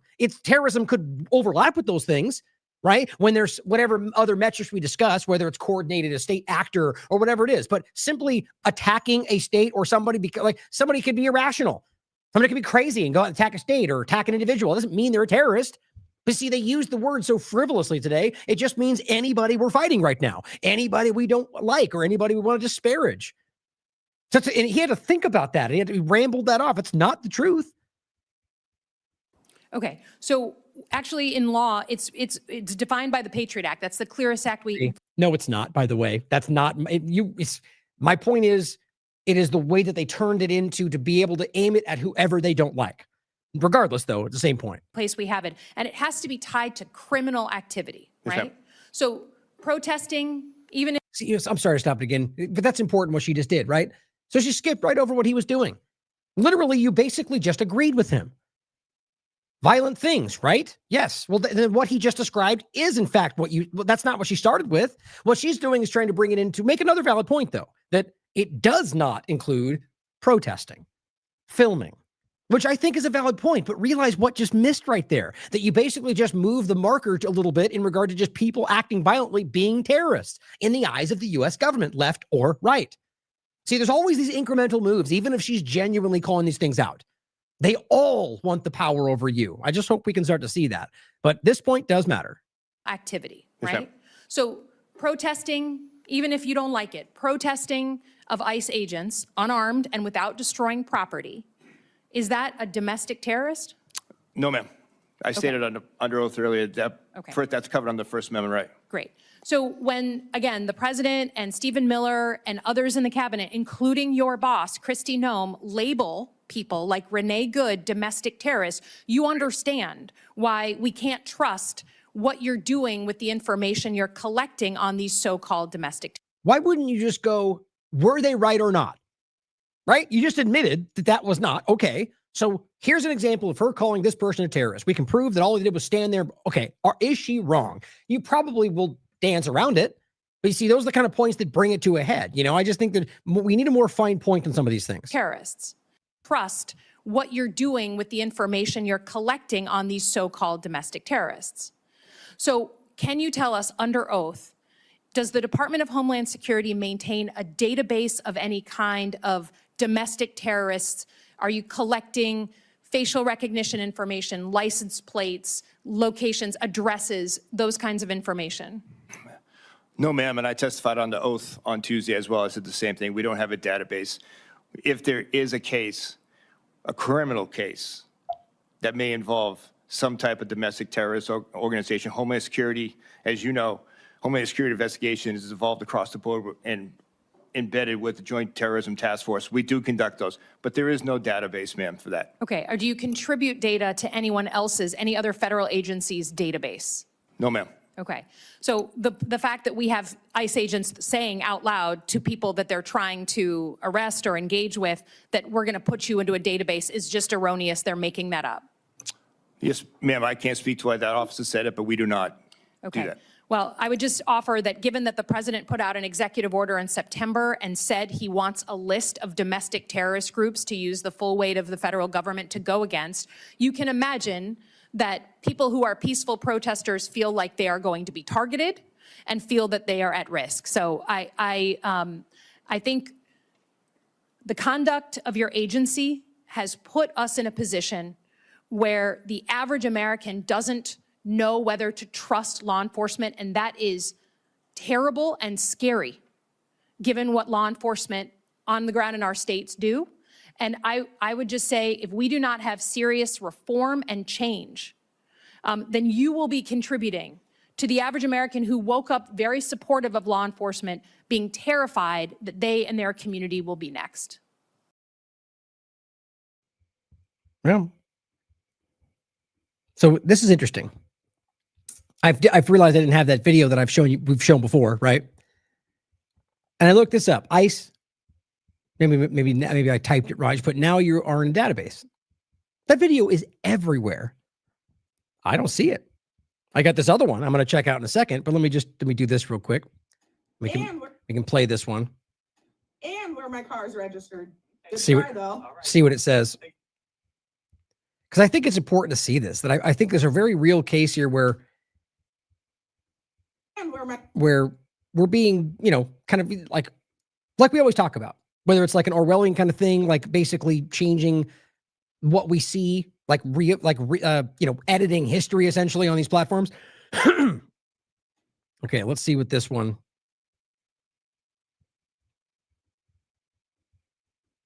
We'll play this one real quick and see what they have to say. And then I'll see if I can't find that. But what I was going to show you,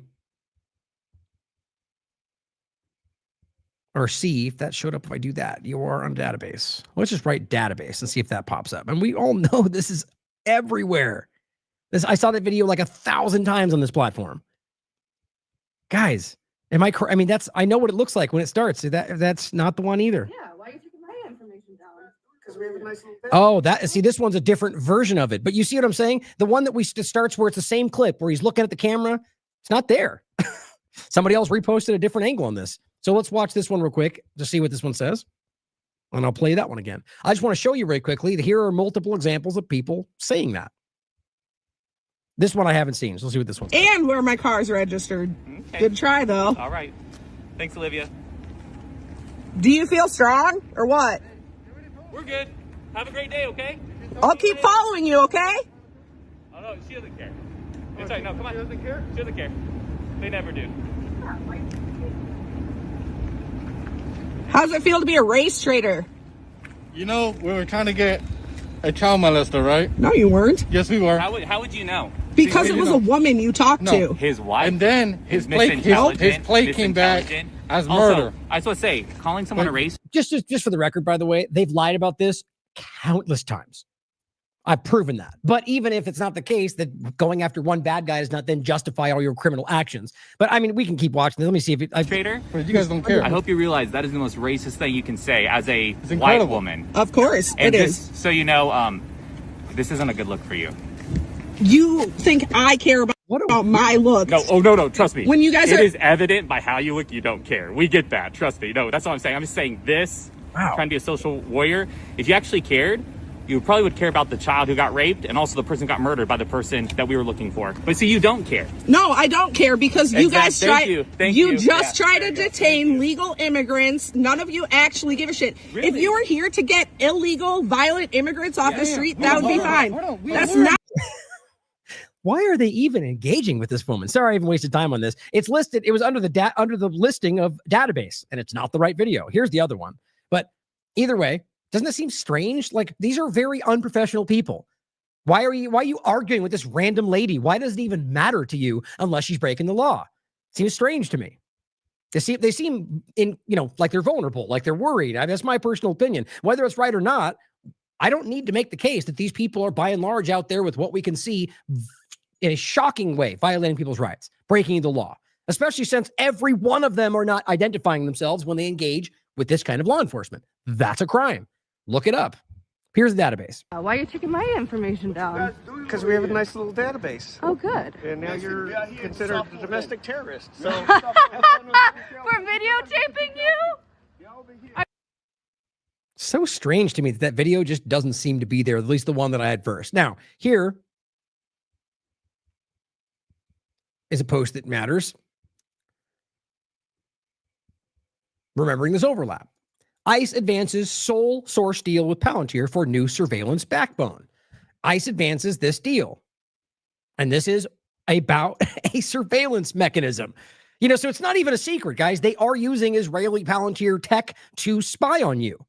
Everybody, under the guise of going after just immigrants. Maybe that's what they're doing. I think it's provable they're not. But we know they have a database. It's been proven more than once. It's been said more than once. Here's Rand Paul, who did a good job on these, I think, asking about basically, the general sentiment we're getting from the Trump administration, right? That they're doing certain things. All these are kind of in the same vein. This is about them drawing their weapons in particular. I think, and this is just my opinion, you have to look at what your rules are for drawing weapons, because it appears to me they're not using the same standard as the police. Mm-hmm. Sir, I could just speak to my experience. I've done thousands of traffic stops. Like I said, I was a 10-year city police officer prior to coming to ICE. Obviously, our training, we do fall back on the two main Supreme Court decisions, Tennessee versus Gardner, for one. And, we can't speak to the totality of the circumstances, especially in the case of we don't know exactly what it is. We can't go to that officer's mindset. So each one is separate. But if you look at the use of force, curriculum in the pyramid, officer presence include one of those things. So to your point, sir, I've done it many times myself, felony traffic stop. In the case of ICE, oftentimes we do know it's a felon or a wanted felon that we're going after. The firearm may be drawn. But again, see, what I see him doing is constantly speaking in a general sense, which I guess is, you can decide whether what we're dealing with are a bunch of scattered, provable crimes everywhere you look. And yet he responds like going, no, that's not what we do as an institution. Okay, well, maybe you're right, but it is happening. So is this being taken out of your control? Is there some kind of schism in the department, or are you just not aware that everything is happening this way? Because there's no denying it. But if you talk about it in a general sense, as if we all, and here's the thing is if he talks about this like it's all, the memo they're guided by is something that he changed in the beginning of this. So he keeps talking about the general standing of what they do and their protocols, and that's not even what most of them are being guided by right now. I don't know. I clearly, I think in my opinion, you can see is that I don't think this person's being honest. each case is. I think it does make a difference whether you're stopping a target who's a felon stop versus stopping a random person. In the instance that was displayed recently in the news, I don't believe it was a felony stop. I don't even believe it was a targeted stop. Most of them that we can see are not. And I mean, the ones that become big examples, they're not. I mean, they say it's all targeted stops. And then you can prove, for example, well, here's an interesting point, by the way. In regard to Martinez, it does appear to have been a targeted stop, but an illegal one. She was not breaking the law. She was not an illegal immigrant. They rammed her with the car to initiate that because she was watching them. You'd be alarmed at how often that's happening. They're running into cars because they know these people are watching them and they want to justify causing them problems. These are what you get when you run a bunch of jumped up bounty hunters who hate everyone that's on the other side of them for 40 days of training, if that. We have to condemn the atrocities that happen. Sorry, bumped that on accident. That's what I meant to you. Recently in the news, I don't believe it was a felony stop. I don't even believe it was a targeted stop. And no, sorry, that's what I meant to your point. This, I think, probably was somebody filming that was annoying them or pestering them, and then they went and they followed the person and stopped them. Yes. And I think the weapons being drawn was inappropriate, but I would suggest that you need to look at these and you need to look at the policy, because I don't think they're living up to the same standard of the police. What do you mean look at the policy? Like, you're here because it's happening. We all see that. You're here to this is what I hate about this process is people come and be like, I'll get back to you about that. What do you mean get back to us? You were supposed to make sure you were coming prepared to discuss these things. You know what I mean? Like, and then getting back never happens. When's that ever happen? It just kicks the can down the road and we all move forward. This is so often how this goes. So right now we demand these answers, but it's not how this goes. But I think enough has come out of this that's, honestly, I think whether this happened or not, people are starting to see through this. I think the police, frankly, are better trained, which is the other complaint that people have had. Have we rushed some of the people into the job, and have we not had adequate training? Senator Langford. I mean, and even crazier, think about comparing right now what the police have clearly become in this country long before we got to ICE. And now they're making them look like a bunch of I don't know, what's a benign thing, a bunch of puppy dogs. I mean, think about that. Like we were talking about police state and authoritarianism and all martial law. And then ICE came along. I mean, God, that's insane. This one is about the FBI agents equipped with a signaled. Oh, that's right. Basically when they came in after I think it was the Good shooting, the killing, the murder. And they tried to investigate and they stopped them from doing so. And they basically tried to sidestep that. This was Kash Patel. Some reporting that came out saying that FBI agents equipped with a signed warrant prepared to document blood splatter and bullet holes in Miss Good's SUV.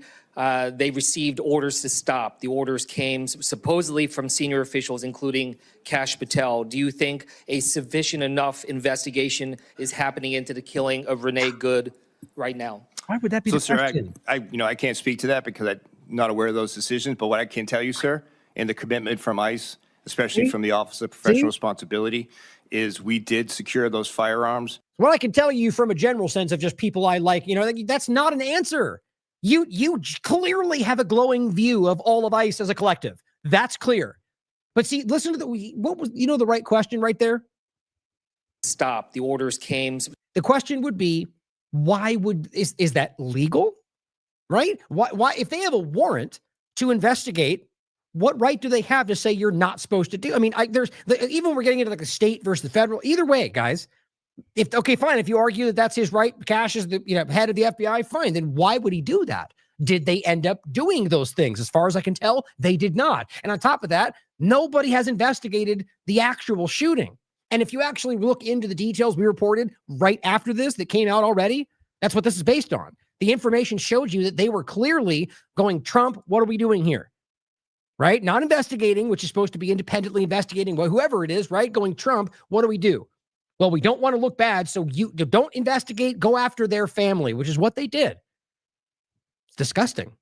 Supposedly from senior officials, including Kash Patel. Do you think a sufficient enough investigation is happening into the killing of Renee Good right now? So, sir, I can't speak to that because I'm not aware of those decisions. But what I can tell you, sir, and the commitment from ICE, especially from the Office of Professional Responsibility, is we did secure those firearms. We did secure that scene properly, and we turned over our evidence to the FBI, and we're standing by at the end of their investigation, the conclusion of the outcome, to conduct our internal review at that point. I just want to convey that there is just a huge trust gap here. I mean, just absolute zero trust in this being able to, for this administration, be able to conduct an independent investigation into these killings. And I just urge you just continue to push on this, because without that, I don't think we're going to be able to move forward. And when we see these types of statements from whether Stephen Miller, Kristi Noem, from Kash Patel and others, it is absolutely putting a black mark over anything that is happening on the ground. Mr. Yeah, right. Like it otherwise be super nice and flowery if it wasn't for those statements. No, it's bad. See, this is what I'm talking about. Now realize one thing to think about here, which is a consideration, is that historically, when you see through the left and right, that, like I was kind of hinting at before, this very well could be a long-term setup to just ultimately get us to accept the slightly less insane version of what comes next. That's how this stuff tends to work. Even if that's not the design, that may well be how they play it out. To go, well, here's a less version of that that's way worse than it was before ICE, but it's not as bad as the way ICE just was. So everything's better, right? That's how our government works. This next clip. Oh, actually, here, I want to show you this first. So this is the report that we've talked. We went over this at the time. This came out. Oh, actually, I don't think we directly went over the New York Times report yet, but we discussed this well before the New York Times reported it. There's more details in here that you should read. Prosecutors began investigating Renee Good's killing. Washington told them to stop. Remember, we reported this right around the time this was happening, a few days into it, I think. But if you read it, Kash Patel shut this down. That's what he got called out for this.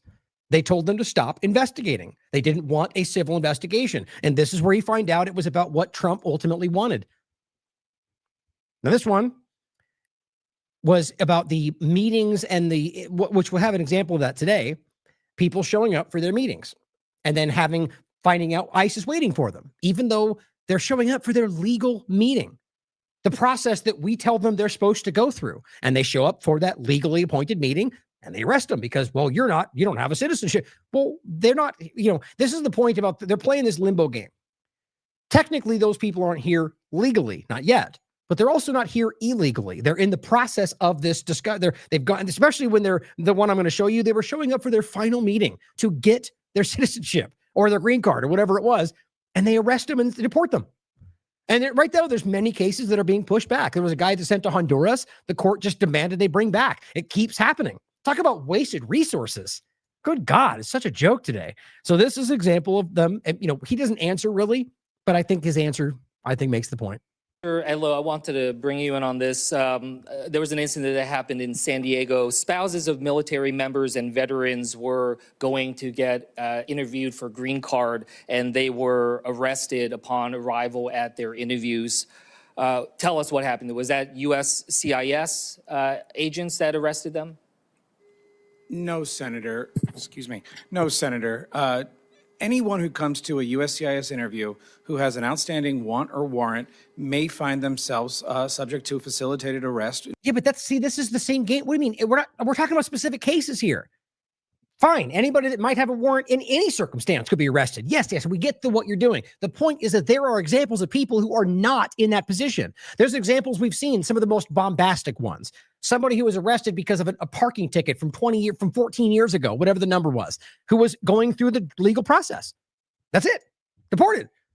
It keeps happening. There's many of these cases. And so when you point to a broad example and go, yes, this could happen hypothetically, when this hypothetical thing goes on, you're ignoring the point. In which ICE or local or state So you're law attesting enforcement right would now come. that all of these spouses of military members and veterans had an outstanding arrest? Every one of them, thousand. Senator, Outstanding I'm warrant? not aware of the See? specific cases you're referring to. I'm happy But to you talk should come to you and prepared yours. to be able Exactly. So we'll get back to you on that, which never happens. But you see, on top of it, he'll still do his dance about how you should have done this. What do they do, though? Nothing.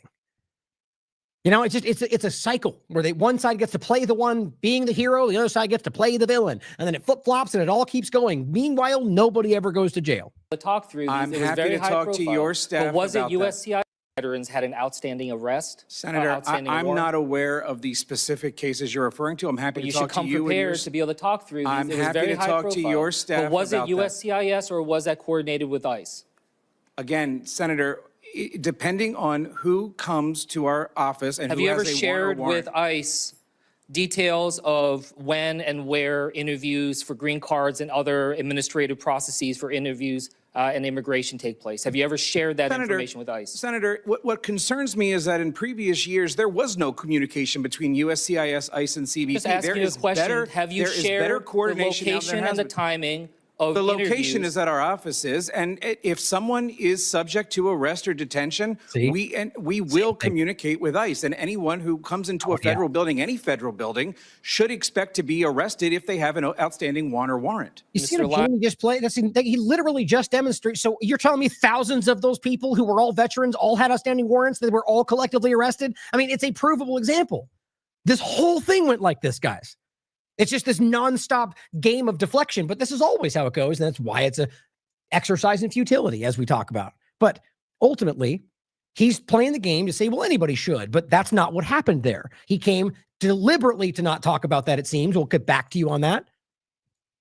But also, one other thing he said too, I was going to make a point on. Cards and other administrative processes for interviews and immigration take place. Have you ever shared that information with ICE? Oh, yeah. And the other part is not just that they happen to show up and they might be arrested, but that what he's asking deliberately that he clearly tried to avoid was, are you not, he said, of course we should communicate. Well, I would even agree with that. In any general sense that these things seem like they're overlapped, so there might be some benefit. But the point is that you're deliberately going, this person or this group is showing up at this time for this meeting that is a legal meeting, and in many cases have no issue of other than some previous ticket or whatever we talk about. That's what he's getting at. And you can prove these cases. They know this, guys. It's everywhere right now. This is a game of deflection. This one is about and he actually, Blumenthal did a good job on these as well, about the Fourth Amendment and how it seems, and this is about there's a couple examples of this, but administrative warrant stuff, just blatant violation of your rights, guys, because apparently they had a memo, which we talked about already. Picture is of ICE agents forcing their way into the Minneapolis home of Garrison Gibson, banging down the door, detaining Mr. Gibson in front of his wife, Tiana, and their 10-year-old daughter and niece who happened to be there at the time. I don't know whether you're familiar with what happened here. It's one of many, many, many similar incidents that have happened all around. Would you have ever thought, even with all that we knew and all we discussed, and even with the screaming rants of Alex Jones that he now doesn't want to point to, even though it's turning out to be correct in some of the minor cases. Let's be real. He's been dishonest and lying his entire career. Ask Bill Cooper. But my even with all that we've talked about, would you have expected that we would be here right now like this, where you have Gestapo going to doors of American citizens and arresting them for no charge? Like, I would have said, I could see that happening in this country because of what we see every day. Most Americans would have never thought we would be here, despite everything, because it just didn't seem possible because of what we were being presented with. We need to be real about what this is. even if it's only aimed at people you don't like, even if it's only aimed at trying to solve a problem you think should be solved. This is not just destructive. I mean, this is dismantling the country, and it was done pursuant to what is called an administrative warrant. Which, by the way, they've all lied about. All of them, right? From Vance and Noem and Bondi and Trump, all of them have acted like this is supposed to be the way it goes. And it's not even debatable. They're just trying to circumvent the law. Remember, an administrative warrant they can make for themselves. No judge involved. So they're telling you that they can write a warrant for themselves and kick in your front door if they think there might be somebody in there they want to go after. That's what they're telling you. Not the reality of the law. I'll go into it. I think he makes it clear, but I'll go into more if Blumenthal doesn't express the point of how that really works. A copy of that warrant signed by an SDDO, who is, I believe, a member of the ICE workforce, another agent, a supervisory detention and deportation officer, not a judge, correct? Correct, Senator. So, in effect, this is not a warrant, it's a permission slip. It's a green light from another ICE agent to go bash down a door, smash into a home, detain and arrest someone without a judge finding probable cause and without any sort of objective, independent finding. Is that correct? No, sir. So the I-205 is the arrest warrant, but the I-205 is based on an executable final order issued by an immigration judge from the Department of Justice. And that order is from an immigration judge who is part of the executive branch, not an independent judicial judge. Right. But the warrant issued is simply a permission slip. Exactly. And we have one more clip that continues this. But so again, the important thing to understand, guys, is that what we're talking about is you have ICE itself. I mean, that alone should make that clear. Whether we're talking about checks and balances or what we pretend this country is, and it's not, it once might have been, but the idea being that you have ICE itself giving itself permission. So maybe that's okay with you, but if you recognize all that's happening, clearly they're breaking the law. So that alone should be enough. But then you realize that there's a constitutional violation here, right? So you have your right. Fourth Amendment. You can't just come kick in my door and search for whatever you want because narrative. So they need a judicial warrant to sign for that, or a judge that signs that. So they started saying, no, we can just have our guy do it because of some ruling. He'll cite it in the next clip.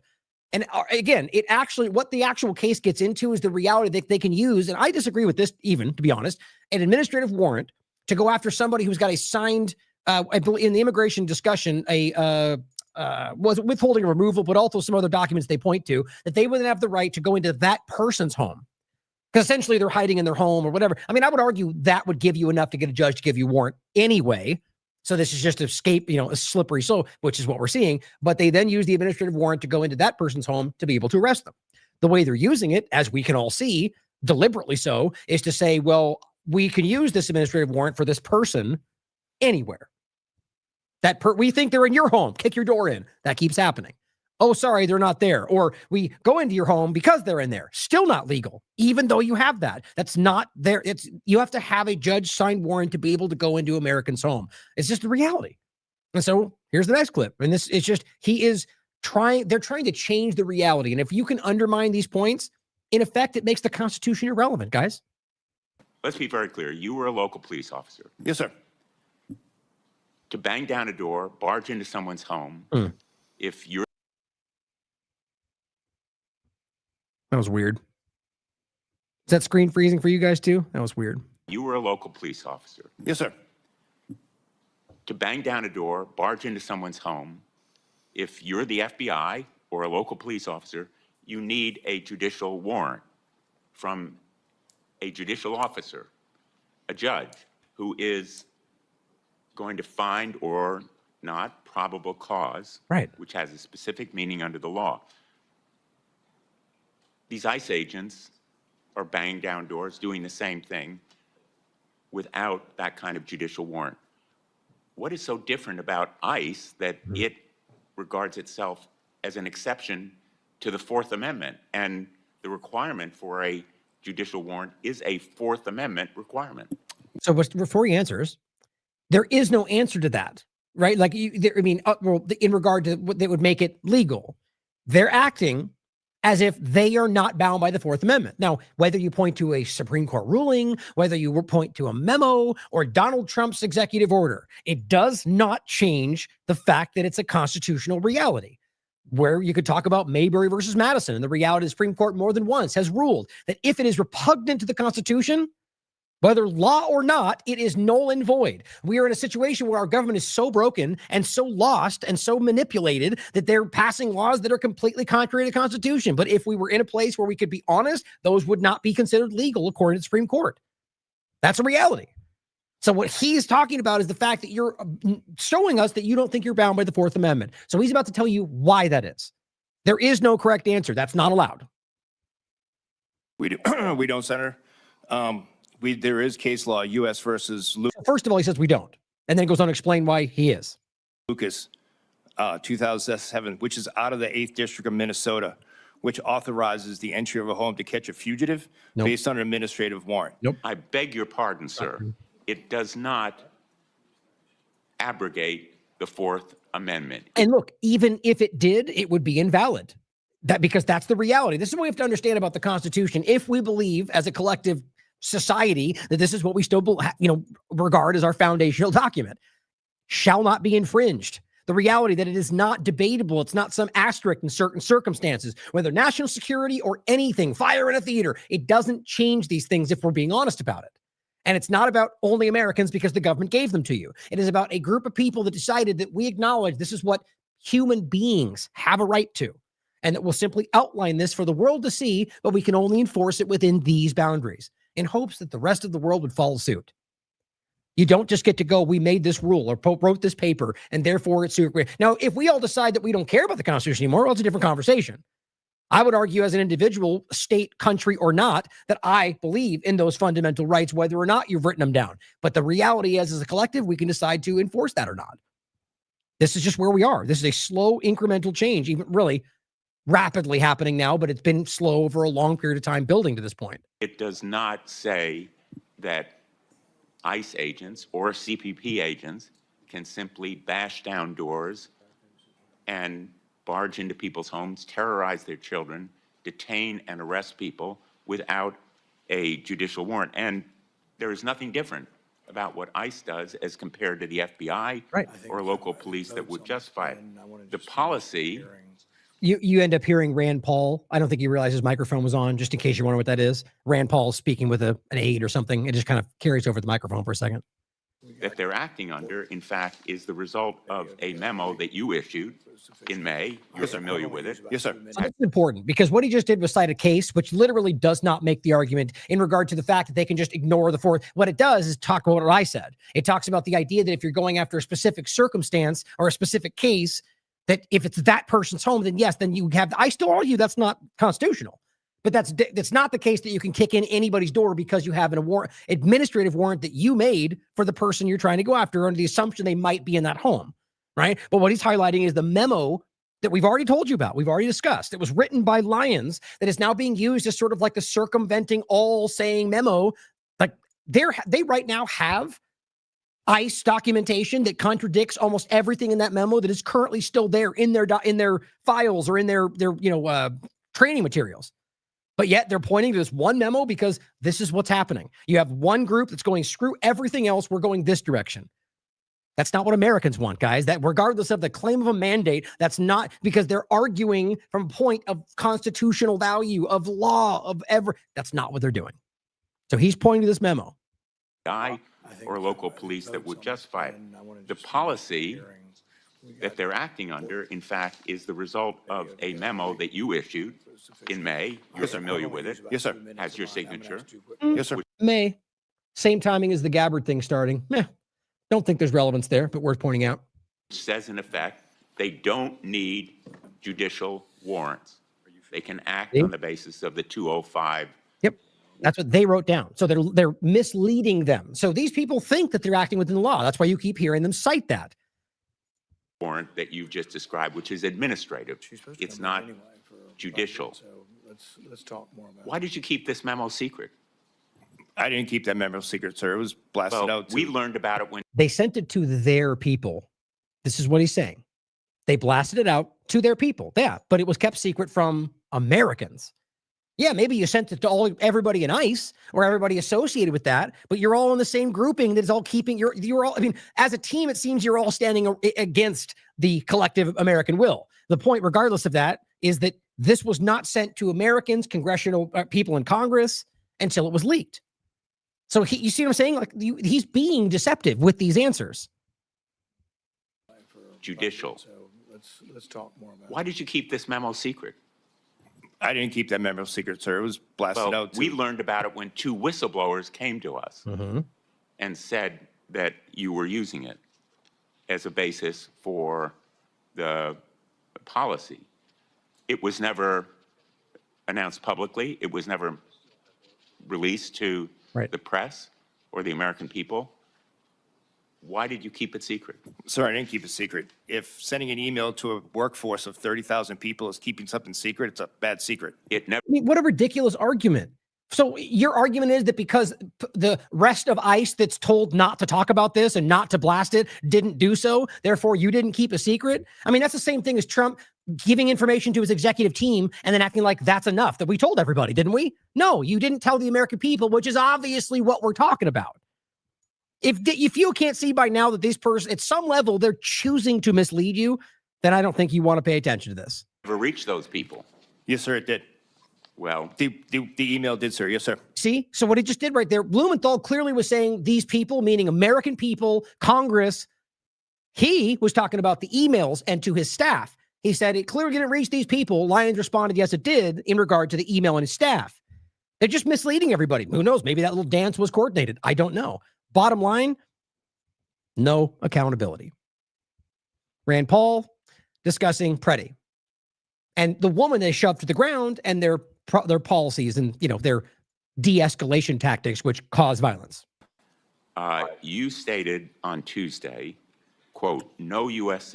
citizen is subject. Looks like I got these mixed up. This one. Ready. Huh. Maybe I didn't let me just play this. I mean, I forgot that maybe I actually closed the tweet. I do remember this one. This one's actually an important one. You stated on Tuesday, quote, no U.S. citizen is subject to immigration enforcement, and that doesn't happen. If a U.S. citizen is detained in the course of the immigration investigation, they are quickly released. I ask unanimous consent that a report that we did, the ranking member staff did, entitled Unchecked Authority. It documents 22 U.S. citizens being detained and assaulted by immigration agents, as well as written statements from 8 U.S. citizens who have been detained, shot at, and nearly killed by ICE agents who came to speak. Without objection. Thank you. So let's take George Reitz, for example. Reitz. He's an Army. That's the Army veteran I've been discussing. Now realize, with what he just put forward, imagine you responding with, that's not happening. That's what you're about to see. Veteran, a father from California, trying to go to work. He said he was tear gassed and held for 3 days without charges. Or water. Is he lying? Sir, ICE wasn't involved in that arrest, sir. Were you mistaken when you said that no U.S. citizen is subject to immigration enforcement? And for the record, ICE was involved in plenty of ways that weren't directly with the people arresting him. I've talked about this already, but it's obviously a repeating case that ICE has been involved with, not just Reitz, but a lot of these examples. You've seen them. I've talked about them. You damn well know he knows about them. So the question, though, is you said, not from ICE, but in general, Americans are not subject to immigration enforcement. It's a true statement, but they're doing it anyway. You understand? And he knows that. So he's playing this game where it's like, well, they're not subject to it. We all agree on that, but you're doing it anyway. No, sir. Well, who involved in that arrest, sir? were you mistaken when you said that no U.S. citizen is subject to immigration enforcement? No, sir. Well, who's lying, you or him? Sir. You see one point? Because you can argue that no one is subject to it, but then you can also point out that ICE is doing it anyway. That's the game they're playing. Because Reitz did have this happen to him. You know that. He knows that.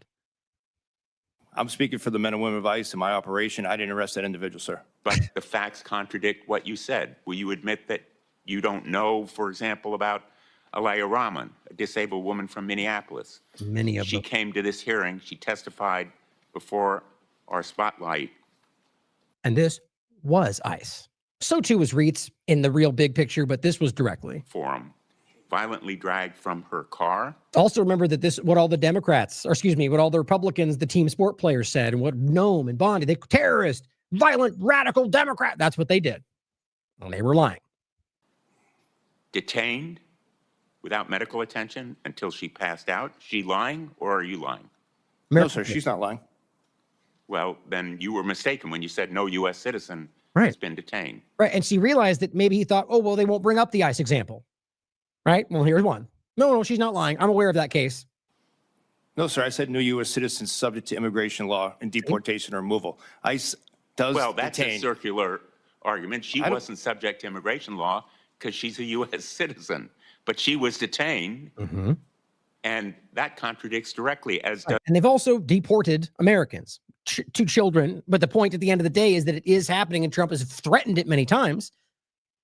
But detaining and holding, and like I said at the beginning, there were many examples of U.S. citizens that were moments away from being deported had the court not stepped in.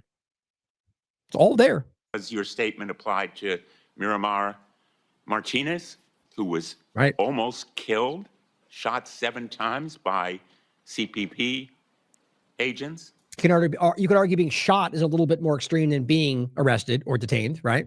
It is true of Diana Figueroa, who told us she was violently dragged from her car after dropping her son at school, thrown into a van, also detained. Is she lying? No, sir. But, sir, you know, I've worked personally with you on many cases when you come to me on constituents, especially in Connecticut when I was a field office director in New England. You know that I am transparent and we do not lie. I mean, it's just a dumb statement. You've literally been lying. I've shown you examples of you knowingly misrepresenting the truth. But see, this is what they do. Well, you know me and I'm on. Okay, well, that means nothing. Saying, trust me is not going to, the idea that just them saying I'm not lying is supposed to be enough when you can literally prove that they're deceiving you. So to say that we're lying is incorrect, I asked you first whether you were mistaken when you said that no U.S. citizen, I'm quoting, is subject to immigration enforcement. Correct, sir. Enforcement. Enforcement is an arrest, removal. I would call that misconduct enforcement. Well, so would anybody. When you're being arrested, there's no game. He's playing games. That's my point. Call it a lie. Call it aggressive dishonesty, whatever you want to do. Manipulation, sidestepping the truth. He's not being honest here. I think that's self-evident. Now, here are a couple of shows we did about this in general. This one was about the beginning and, them repeatedly lying about detaining them and deporting them. But detaining was the big part of this. And we're talking about U.S. citizens. You can ask Grok. It'll tell you. No, they've lied numerous times about it. But I guess that doesn't matter. You can look up the evidence for yourself. You can look at the court documents I share in this show. They are lying. Noam and Bond, they'll stand up there and straight face lied right to you, look right in your eyes and say, that didn't happen. Everything's targeted. No, they're not. Here's an example that people don't remember. It's from May 2025. An amendment that was put forward explicitly stopping deportation of U.S. citizens was voted down. Yeah, that speaks for itself. And we just can't seem to break through what our Congress really is in this country. And here's Rand Paul, the one I was going to play about the tactics of de-escalation. So there were people who said, and they were part of the government, I don't think they were interviewed, but part of DHS and part of the administration said that, yes, the officers were using de-escalation tactics. Nobody believes that, all right? No. I'm just going to stipulate that. I don't even need your opinion on that. No one in America believes shoving that woman's head in the face in the snow was de-escalation. But your officers need to know that sink in. They had a verbal encounter with them. This is why my point about like honest conservatives, which I believe is the majority, are done playing this game.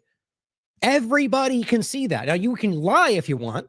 You can pretend they were all domestic terrorists and they tried to kill them, or you can be honest with yourself. I'd like to believe most Americans are on that second category. I think we can prove that right now. But him coming out and go, look, nobody believes that. Hopefully that reaches some of the ones that might have been on that fence because they're more, susceptible, I guess, to the team sport politics because they want to be a part of the group. Nobody believes it, guys. They're lying to you. Not just because Rand Paul said it, but I agree with it. I said the same thing before this. She did not place her hands on the officers.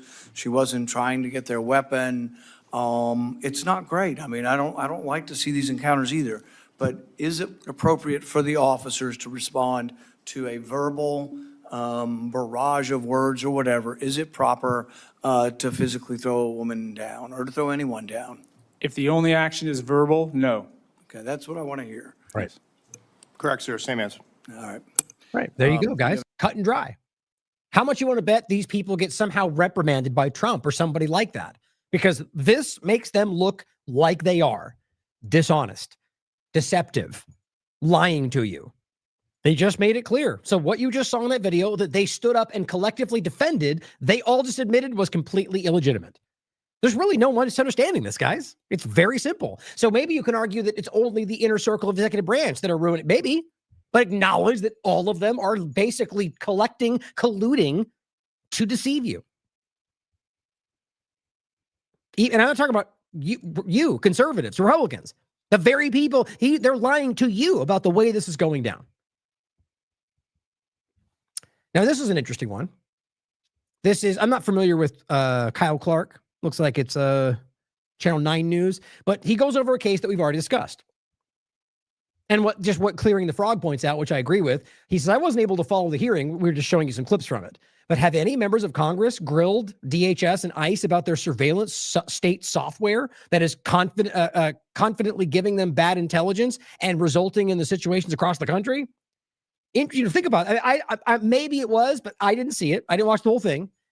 But I'd be surprised if they did, because none of them want that to be real. I think they all support that. The Israel Palantir invasive surveillance control grid network being built around you right now.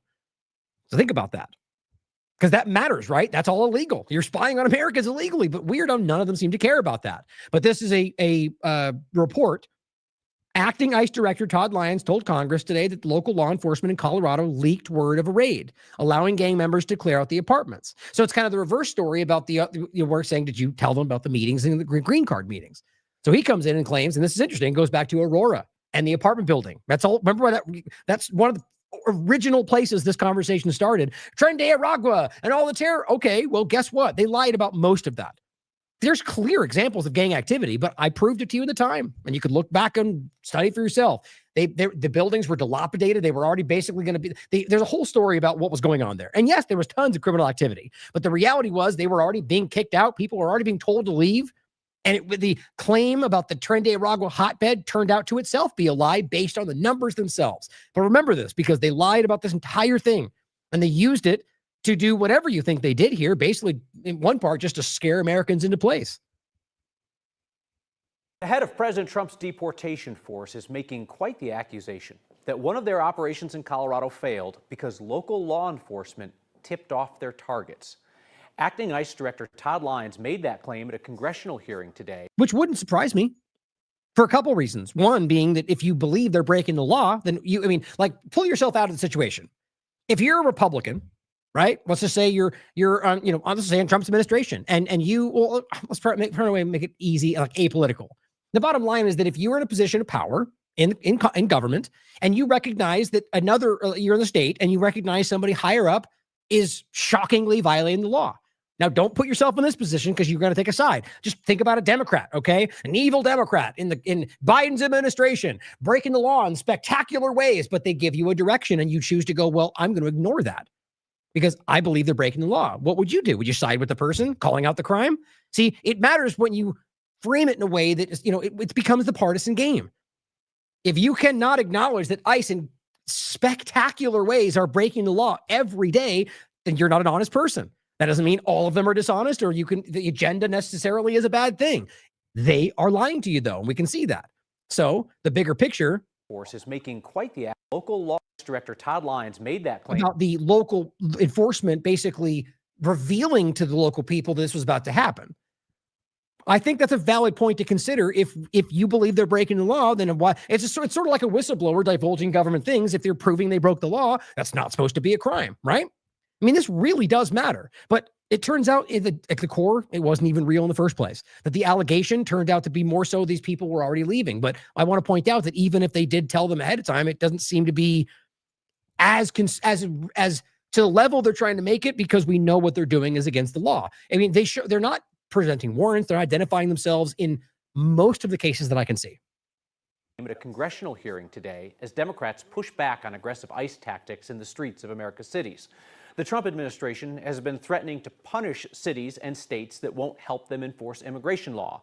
Many Democrat-led jurisdictions don't cooperate. And well, there is a very clear conversation to be had about states' rights. That is important. And if you understand the Constitution, supersedes the federal government enforcement. But on top of that, if you're talking about something that it should be argued and discussed and debated, but if you argue the law is illegal, unconstitutional, some of them believe that, then there is a conversation to be had there too. It's not as cut and dry as Trump said. They have to do what they're told. If that's the case, then welcome to your authoritarian team. the head of ICE said that law enforcement in Colorado actually sabotaged them. When it comes to issues like cooperation at the local state level, again, ICE does do that, but so many times, I'll give you the example of Aurora, Colorado. We were going to serve a criminal warrant on an apartment complex of known TDA gang members that was full. They say that. The evidence has never backed that up. This was literally, and I wouldn't be surprised if these people are being manipulated by the ridiculous Nick Sorter types out there, or Nick Shirley, where they're dumping out these false reports that they then use to actually go, or they're using it and lying about it. Remember that the information was not actually the picture that they were presenting. It was not some Tren Aragua one. They lied about that. I proved it at the time. But also that there was a longstanding reality of specifically Tren Aragua criminal activity in the area. And some cases probably overlapped within the building. But the truth was that it was the whole thing was, actually, I think they show pictures in here. It's disgusting. It's a dilapidated building that people were abusing. And at the end of the day, there's a whole other level to what was going on there. I think Trump's administration chose to use that, like everything else we're seeing. We tried to work with the state and local government. They made notifications that the operations were ongoing. So when tactical teams arrived, protesters were already there and the apartment complex was empty. Well, let's also realize that they've been talking about these complexes forever. It's not like that was a secret, but whether it was on the day, you can argue that they did let them know, if that's what you believe. Here's the story on that. Several apartment buildings targeted by ICE in Aurora were nearly empty at the time of the raids last year, but that was a process that had started weeks before agents showed up in Aurora. Which you can prove. In January, the city declared several buildings at the edge at Lowry Complex a public safety risk. Right. Now, that's a part that people leave out because they want to make it about the fact that it was all just the gang activity. No, this was something that they were trying to get these people out of the way. Been notorious for violent crime and code violations. Tenants were told to move out before ICE came to raid the property. ICE showed up on February 5th, 2 weeks before the apartment buildings were set to close. ICE said that they had hoped to arrest 100-plus gang members in Aurora that day after President Trump had falsely claimed the city had been conquered by a Venezuelan gang. A Fox News crew embedded with ICE that day reported only 30 arrests. The administration at first blamed the news media for leaking the operation, but didn't provide evidence. We reached out to ICE to ask which law enforcement agency they're now blaming for the leak, and we have yet to hear back. Right. So wouldn't it be easy to prove which one did it? See, what this seems to be to me, which is pretty obvious, I think, is that they went into this, maybe because they bought into this, the false intelligence like I was talking about from their own people lying to everybody. Whatever the reason, they went in and didn't find what they wanted. All right. They didn't arrest who they thought was going to be there. They didn't have this grand showing. And as it turns out that even the 30 they arrested, even the entirety of this entire administration since 2025 forward, let me show you how many people they've actually indicted and actually have in charges in regard to Tren Aragua. You won't be surprised. But before we get to that, as somebody writes in the chat, like they thought this was from Biden's administration. That's my point, is it was. This has been ongoing for a long time, but it folded over into Trump. It's sort of like the Somali or a lot of these conversations. These things have been there. They've been already engaged with. They just decide to jump on them because it's not something that most people were aware of before they made this big political game and used Twitter to make it a big thing. wait, I was gonna say, oh yeah, this I was gonna show you. So what's interesting is the first of all, the larger argument was these people were already removed and told to leave before they ever went there. Now, whether they didn't know that or not, whether they thought they would be able to lie about this, who's to say? But what's interesting is here's what Grok had to say. All of the arrests in Trump's second term, all of them, how many were later proven to be Tren de Aragua members? Not even the ones they claimed they were going for, just in general, even accidentally arresting them, right? Well, it says independent investigations, such as the one by New York Times in May 2025, have found that in a sample of 238 Venezuelans deported as alleged Tren de Aragua members under the Alien Enemies Act, remember that? Still there, never going to go away now. Only a handful had any verifiable connection to the gang. Many arrests and deportations appear to involve alleged rather than confirmed members, with official numbers often including those with possible ties rather than proven affiliations. Great. So it's okay to burst into people's homes in Chicago in the middle of the night under the allegation, the crime, the suspect. Remember, they didn't find one person. What they said they got one, it turned out to not be an actual Tren de Aragua member in Chicago. When they zip line down from the street, flash bangs in babies' cribs, all that's real. Why? Just to scare everybody? Are they just that incompetent? I don't know which one's more scary. Here's what's crazy. And it says right here was over 260 members have been federally indicted. Now, remember, that's just an accusation based on some evidence, but it's just an accusation. That means they're claiming that. Of the 260 indicted, how many were later found guilty? Of the 260 federal indictments, the alleged Tren de Aragua members since January 2025 have resulted in relatively few confirmed convictions or guilty pleas. Well, what do you know? Funny how that continually seems to be the case, but trust the team, right? Trust the plan, guys. Well, here's an example of a Marine who was separated from her two young kids. She was at her final immigration interview, like we keep telling you, and she waited 5 years to get there when agents burst in, arrested her right in the middle. In her meeting, quote, "I serve the country, and I would have thought the country would serve us. We followed everything to a T, do things the right way, and this is what happened." This is the husband, or I believe it was the husband. I serve the country, and I would think that the country would serve us in this instance. A Marine veteran pleading for help after ICE agents arrested his wife during an interview to get her green card. Good afternoon. Thanks for staying with us at 4:30. I'm Denise Valdez. I'm Kirsten Joyce. That woman came to the U.S. from Europe 18 years ago seeking political asylum. 8 News Now reporter Joshua Peguero joins us in the studio. He spoke with her husband as well as her attorney. Joshua? Now, Diana Butnarczyk left the Eastern European country of Moldova for a better life. She has 2 kids, works, and is also married to a military veteran. But she now sits in the Henderson ICE Detention Center with her family and friends desperate to get her out. She's never been in jail or anything like that. So again, this is a brand new thing for her. Patrick Baja says his wife followed the law. I totally understand, policies and rules and all that. And again, that's why we followed everything to a T when it came to the process. And, as a Marine veteran, I just would like the help. On Wednesday, Baja, his wife, and their attorney were in an immigration interview they waited 5 years for when the tone quickly changed. 5 minutes into the interview, ICE came into the room and arrested her. Why is that even something that makes sense to anybody? Why would you, let's be clear. This is not them, I don't think, coordinating this to set the meeting up, to get them while they're there. If that's the case, that's just vicious. But the idea being that if they have a reason to arrest these people, why wouldn't they arrest them anywhere else? And why would you try? I mean, they're going through the legal process. And this is the worst of the worst. Somebody who is not doing anything wrong, who happens to be married to a Marine, who is literally going through the legal process. It's painful that anybody tries to pretend like this is not exactly what we're all talking about. This is the dismantling of this country before our eyes. It's pretty crazy to me.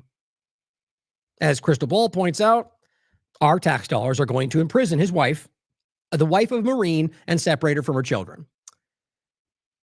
Now, before we get to this incredible story, let me play this clip. I think I might have missed this one. Remember I said I might have missed one in the tweets. Alexander Preddy, he's filming in the middle of the street. We see 2 women that are, as you watch the video, jawboning, complaining, protesting, yelling, maybe not being nice, but they're protesting away. Let's keep the videos stopped.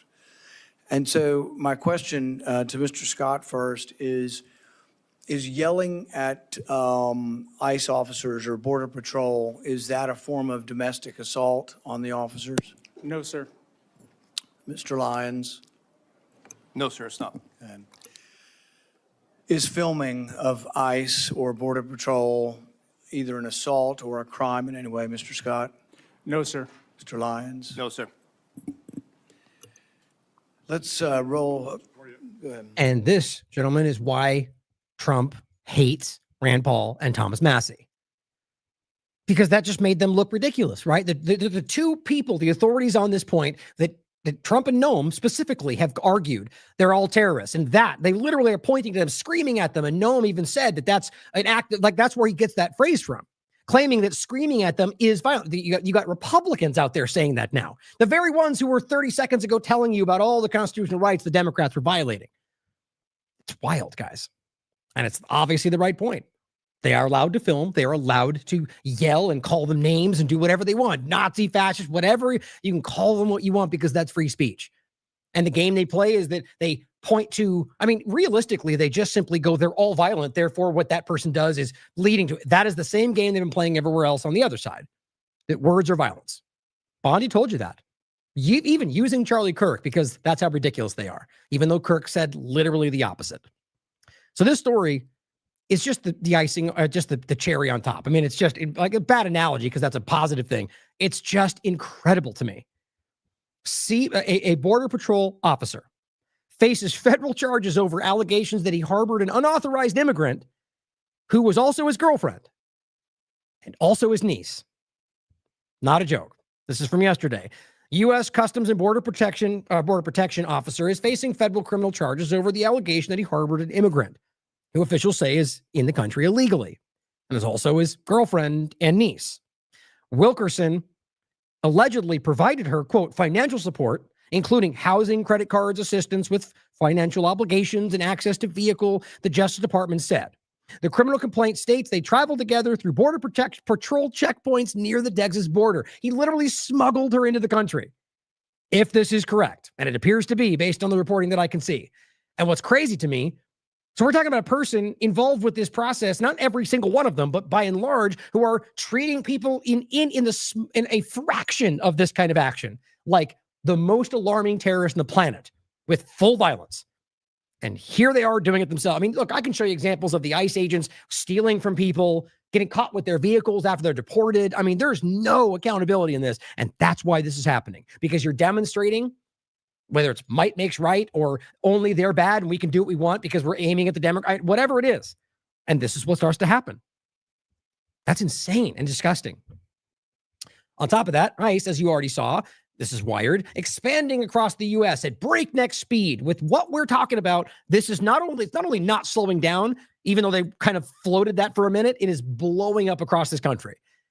And realize it's when you're this broken, with no guidance, one memo, and complete lawlessness, the last thing you should be doing is rapidly expanding. But that's actually the point, because they're trying to get this done before we can stop that. That's what I feel from this. Now, Drop Site News highlights Raskin, who, like all the rest of them, are left-right politicians who I don't think anybody should trust. But he says he exercised his right to look at the information. And I'll just read directly from what Drop Site News says he conducted an unannounced oversight visit to the ICE facility and found conditions that were disgraceful. 60 men crammed shoulder to shoulder in a room for 24/7 with one toilet, no showers, aluminum foil blankets for sleeping. We've heard all this from numerous people. So whether he believe him or not, we can secondarily verify this with tons of people who were there, U.S. veterans included. Despite a $75 billion budget under Cristian, he describes the treatment as inhumane. Raskin said he's demanding immediate answers. You know what I think is driving this? Because this is what Israel does as well. Now, you may find that to be an irrelevant point. Maybe it's not. Maybe it's just because they're also this disgusting. But Israel and Ben Gvir have made a point to make sure people that are Palestinians are suffering in their prisons. He literally stated that. Whether it's the caloric manipulation, calories, or whether we're talking about the space or what they give them, he says he wants them to suffer. So here we are. dealing with terrorists, we're told, like the same way they deal with Palestinians. And you're treating them like not, they want them to suffer. That's the mindset. So despite $75 billion, you create situations where they're suffering and then act like it's just because Biden and everyone that came in. We're talking about vile people here, guys. Horrible, disgusting, unconstitutional, un-American people. And here, Mike Johnson comes in and says, you know what? They should be spared the hassle of getting a judicial warrant before entering private homes. Yeah, keep fighting for the Constitution, guys. Mike Johnson wants you to believe that for their convenience, we should just let ICE kick your front door in case they think there's something going on. Justin Amash says the Constitution isn't optional, but that's what they're trying to do, right? The point of the Fourth Amendment warrant requirement is to hassle the government, guys. That's the point. It's supposed to be difficult to search and arrest people. Not that it's not a bug. It's a feature of our American republic. Who knows for how long, if that's even still the case. Department of State. Organizations like Code Pink, they write, and the People's Forum denigrate the United States, whitewash the violence of Marxist regimes, and run cover for narco-terrorists like Maduro. Guys, they're talking about an activist organization in this country, whatever you think about them, who has every right to be doing what they're doing, who's acting in legal ways, and you can quite literally prove that. They are calling them terrorists. This is whether you think so or not, this is a major jump right now. He's been floating this about abstract things. He's made allegations. He's aimed at American citizens more than once, but he is pointing out a left group specifically and saying, and not even like a Hamas even though they will make that argument like they do with Palestinians in general, my point is. But this is Donald Trump's administration saying this group who is acting within the Constitution are narco-terrorists like Maduro. It says, while enjoying an influx of cash from a donor network with connections to the Chinese Communist Party that they're claiming about this group. So what are you saying? Are they breaking the law or not, Donald Trump? What are you doing? Are you saying that these totally not illegal things are suddenly crime? I mean, how much you want to bet that most of what they're pointing to is not even valid? My point is, regardless of that, if you want to make a case that they're breaking the law, then do so. Otherwise, this is you trying to illegally create the pathway to go after Americans for acting within their rights because you don't like what they're pointing to, like Khalil, like Ozturk, like everything we're seeing right now. This should be chilling. Whether you're a Democrat or not, guys, this should be chilling. It's the same thing you saw Biden do, a truckers, a convoy, whatever. It's the same group. It just, this worries me. It really does. Because based on this logic, they can now, just secretly grab them in the night and deport them somewhere because they're terrorists? That's how quickly this can happen, guys. We need to call this out. Now, here's Rand Paul, who just did an interview with Derek Brose. You might be interested to hear what he has to say about the authoritarian Trump administration. The areas that I think is most troublesome for me as somebody who does value civil liberties and freedom of speech is the response, what I would consider an authoritarian response that Donald Trump has used via ICE. Obviously, I know that there's debate within libertarianism itself on what the correct libertarian position is on borders and how to handle that. We'll set that aside for the moment, but I do think that there is this sense of a rising, just like last time you told me, when Trump was elected, we were coming off the heels of the cultural Marxism and the progressive, movement under Biden, and Trump offered potentially a bit of hope to some people. And now it seems like we're seeing the counter to that, which in my view is a sort of nationalistic authoritarianism. Again, some of it relating to the border, but also Trump ignoring, basically saying he can ignore the courts, different socialist policies like buying stake in American companies. What are your general thoughts on that? I mean, I know you already said you're disappointed with Trump, but more specifically, do you see a streak of authoritarianism under Donald Trump, maybe almost the mirror image that we saw from the Biden administration, or how do you see that? At the beginning of Trump running, I think it was in 2016, I was asked by an interviewer on national television what I thought, and he said, and it was a friendly interview. He said, "Why aren't you supporting him?" I said, and my simple answer was, I said, I think he's an authoritarian, and that says a whole lot. That means he, as an individual, should set up all the rules and laws rather than saying, "I've made a commitment to a moral principle of natural law and to follow our Constitution." So that's a lot different. And I think that is what has happened. And unfortunately, I think even though we had some good answers when he would talk about this, I think it's gone the wrong way, because I think the principle of protecting civil liberties is not going well. And this whole thing about what's happening with immigration, I think it is complex, and I think I don't think I've heard one simple answer that says this is the libertarian answer. You might find that easier in a gold and monetary policy, that you can't counterfeit money or something like that. But I think that the way this is going is that the people are going to, continue to rebel against this, and we have to try to mold that into something that is much more positive. Yes.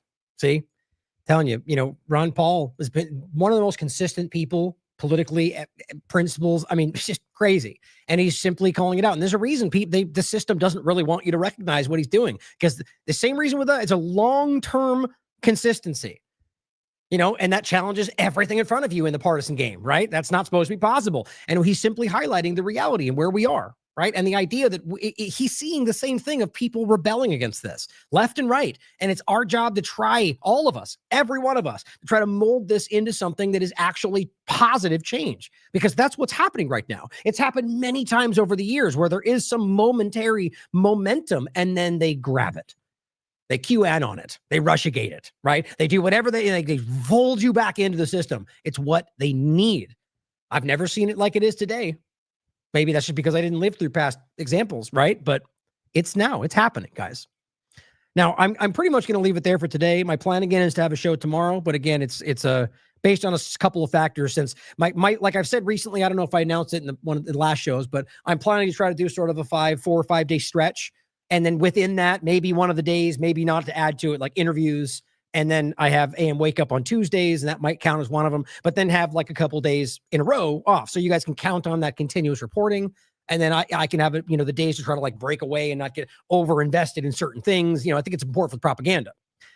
But in saying that, my point is that right now I'm still trying to kind of, organize the background. So that's my plan so far. And I'm hoping to get it to a point where it's like outside of an emergency, completely consistent. I think that's important. You guys have always asked me of this, and I've told you it's important for me to have the timing around it. But I'm at a point where, despite the freedom to try to like gather throughout the day and not aim at a certain time, I'm not going to give it a specific time to when the show will start. But I've always agreed, and I do think it's more important now than ever to give you guys that consistency, so where it's going to be. You can plan for it. Other than just catching it whenever it pops up on the stream, right? So that's my plan. So that's the ultimate goal. So today I'm going to wrap right here for the most part, but I want to give you a couple of examples of what we'll get into in the next show, likely tomorrow. And this was some Epstein stuff and some Israel stuff and maybe I'll end with one of those clips. But we discussed this. Don't miss this. It came out in pretty much mainstream reporting later that day. Trump admin caught monitoring individual Epstein search history in Congress. And so spying on congressional investigation through Epstein files, as well as us, by the way. I truly think that we're being monitored whatever we look at, pretty much anywhere, but specifically through that. But new emails coming out that are literally saying that, Epstein to Bill Gates going, hey, this is 2016, Trump's administration saying, come to visit the island. New administration people coming. Maybe it means Trump. Maybe it means Acosta, for all we know. Who knows? But important. And we're going to go more in depth to this. Bannon arguing, or rather discussing with Jeffrey Epstein about why maybe Trump should launch a foreign intervention, just to unite everybody. Yeah, guys, we live in a cartoon. We live in a construct. It is not real. We're being manipulated. Now, I don't mean in the sense that it's not all, they're real people. People are dying, but we're being manipulated. You know what I mean? Like he's casually referring to with Jeffrey Epstein about why Trump should start. And this is when Bannon was in there.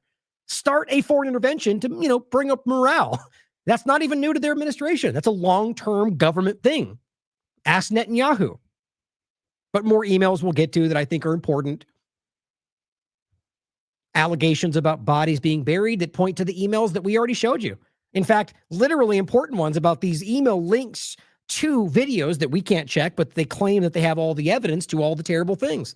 And now it's coming out that the person literally from New Mexico, the New Mexico Commissioner of Public Lands, Stephanie Garcia Richard, is calling for this to come out because she's the one that actually reported this a while ago, it seems. And now because the Epstein files came out, she's going, look, that's right there. Like, I reported that back then and nobody did anything.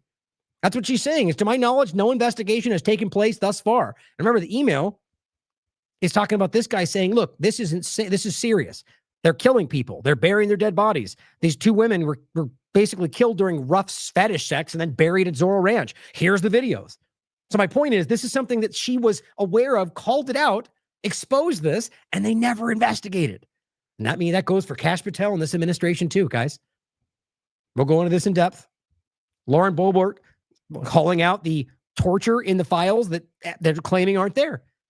Terrifying language, emails about torture, consumption, the cannibal restaurant, women claiming involved in sex trafficking. These are things that are on the emails that we haven't seen. He realized, this is not going away, guys. They have lost this control. Whitney tried to tell you guys that he was lying about it a few years ago. Elon Musk appears in his latest trove. He previously denied any involvement, but now it's being shown that he did. We know this if you're paying attention. Whitney called it out a long time ago. Mohammed Safa from the UN.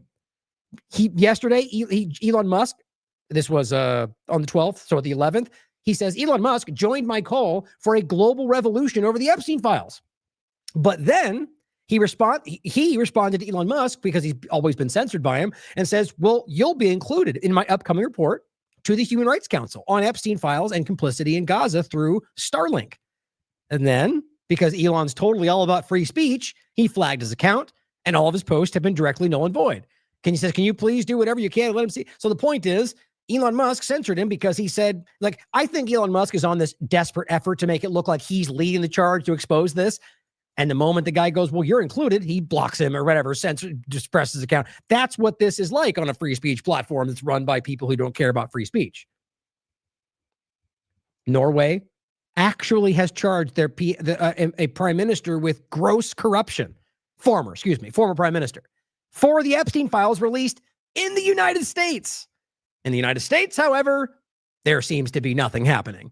Everyone sees this. 29 Epstein associates were shielded by the government, says Maxwell. Now she's trying to get them to give her a pardon because she says that they're not doing anything wrong. She's throwing anything at the wall, it seems. But recognize that she said this before she was having to fight for a pardon. And the Bondi thing is just embarrassing. They're on this clip going, Bondi did so well. She knocked it out of the park, which is just so embarrassingly not true. Here's an example of somebody trying to tell you that Bondi played this like QAnon style to get them to trap themselves. Hate to break it to you, Mr. Poole. Bondi is not that smart. And even if somebody coached her, she wouldn't be able to play it out. And frankly, that's not what happened. But keep grasping at that hopium, At the end of the day, they've always been lying to you. Here she is going, we're fighting to stop human trafficking. And now she covers up human trafficking. And Tim Poole, Alex Jones, Luke Rudkowski, James O'Keefe, rather more Patrick Bet-David, O'Keefe's kind of calling him out, are all out there going, yeah, we see it finally. This is Tim going, we got to call him out. Welcome to the team, bud. Well, I shouldn't even say that. Welcome to actually not being dishonest. The crazy thing is, these people have been trying to lie to you the entire time, literally trying to gaslight you. And now finally, because it's so obvious that they even have to go, okay, now he's talking about the Wexner redaction. Now that we know they redacted the co-conspirators, now we have to call them out. Oh, you mean aside from the other 700,000 things that were just as bad? You complete hypocrite. You fraud. All of you. Here, Alex Jones doing the same thing. I wasn't aware Howard Lutnick visited the island. So why is Trump protecting the Democrat Party? Who are all of it? Oh, finally, Alex. Now you want to go, why is Trump covering up? You mean aside from the 100,000 examples that have been here since yesterday? But now, and how much you want to bet he doesn't even, this is what he does. He might be the bad guy and then spends all day telling you why you should support him. Pathetic. Here's Luke Rudkowski going, and Trump, this is what Trump said. I wasn't aware Lutnick was on the island, even though he's seen everyone talking about it. And Luke says, who is denying Trump info? Really? I said, he's lying, bud. He's lying. Come on, man. Now, can we not get past he's lying to you? But Trump is, it's always Trump's like this bumbling fool. I didn't know what was happening, but yet he's also fighting the deep state and we're all going to win. Patrick Bet-David said, the Epstein files have been the biggest black eye. Welcome to finally calling it out. All these people are suddenly going, no, we see it. And watch as they get a flood of support from the middle ground that think, oh my, finally, they've been the ones lying to you. Don't give them that bone. House Republicans announced they're investigating the Bad Bunny Super Bowl performance, right? Don't worry, guys. They're clearly focusing on the really important stuff, okay? You still talking about Epstein, Donald Trump, 2025 and 2026. But we're going to investigate the bad language on the Spanish. I mean, really? Come on, guys. Like, you're going to get the smallest amount of investment from people that are like, yeah, Democrats suck. That is dwindling because they're children. And the majority of us, whether you agree with that or want to dunk on or not, care a little bit more about the truth and the Constitution, and stopping pedophiles, just a little bit more. But the crazy thing is they're hoping that's going to do something. I mean, it's just embarrassing. Like, literally think about this. You have them starting an investigation into Bad Bunny performance, but not Epstein, but not Palantir surveillance, but not anything that's happening. It's pathetic. And I'll go into some more of this in the future. Al Jazeera did a good clip about Palantir and the investment. We have the U.S.-Israel Futures Act that they're all investing in, which basically becomes the future of the technocratic control structure, overlap with, it's not even borderline slowing down. So I think what I'll do is this, I use this clip to start. I'll end with this one. I was going to end again with the Ron Paul clip. Maybe actually I'll do that instead. We'll get to this tomorrow. What's funny is, again, same point actually. This is Sean Ryan. The CIA Sean Ryan guy that got caught lying to you with these fake emails. But here we are breaking down the truth about Israel, even though you've been basically trying to gaslight us for that. There's a whole thing happening right now where people, like I keep saying, are going to eventually go, I was always calling it out like they did in COVID, because it's the cat's out of the bag, guys. There's no going back. So they need to start pretending like they always saw it, because that's how the game is played. But this is a guy making great points. But lists off literally everything you've seen on the show 1,000 times, but it's good to see it in a 2-minute clip where he breaks down all the reasons Israel controls this country. Same thing here, as this guy basically just shows the 2025, I think. I forget when this was, but this is not the very recent one, I don't think. Either way, it happens every time. Netanyahu comes in the room and the entirety of the U.S. Congress gives him a standing ovation for 5 minutes and then does it again. That's while committing genocide, right? So if you didn't see the beginning, here's Ron Paul to end, telling you why that is. And this is not a new clip. This has been going on. Frankly, as long as I've been doing this, it's been something you could see. Today, it feels as if that game, it's all the way over. That this is something that has gone beyond just an influence game, that it's gone to like a breaking down of this country, or basically just unabashedly fighting for Israel policy, even though Americans are screaming America first. But I'll leave you with this. Thank you for tuning in today. Keep fighting, guys. You're making a difference. I know you can feel that. As much as it feels dark, feels, by design. So you stop pushing. Don't stop pushing. Fight for the truth. Not calling for violence. Go out there and expose these things, because you're making a difference and people are seeing it. These things are incremental, guys, and it is changing. We just need to stay the course. Maintain, right? Principles, integrity. Do not fall into the partisanship. Thank you for tuning in, guys. I love you all. As always, question everything. Come to your own conclusions. Stay vigilant. Oh, wait, forgot this. Sorry. Last clip. All right. Enjoy Ron Paul. He's a legend. There's been a coup.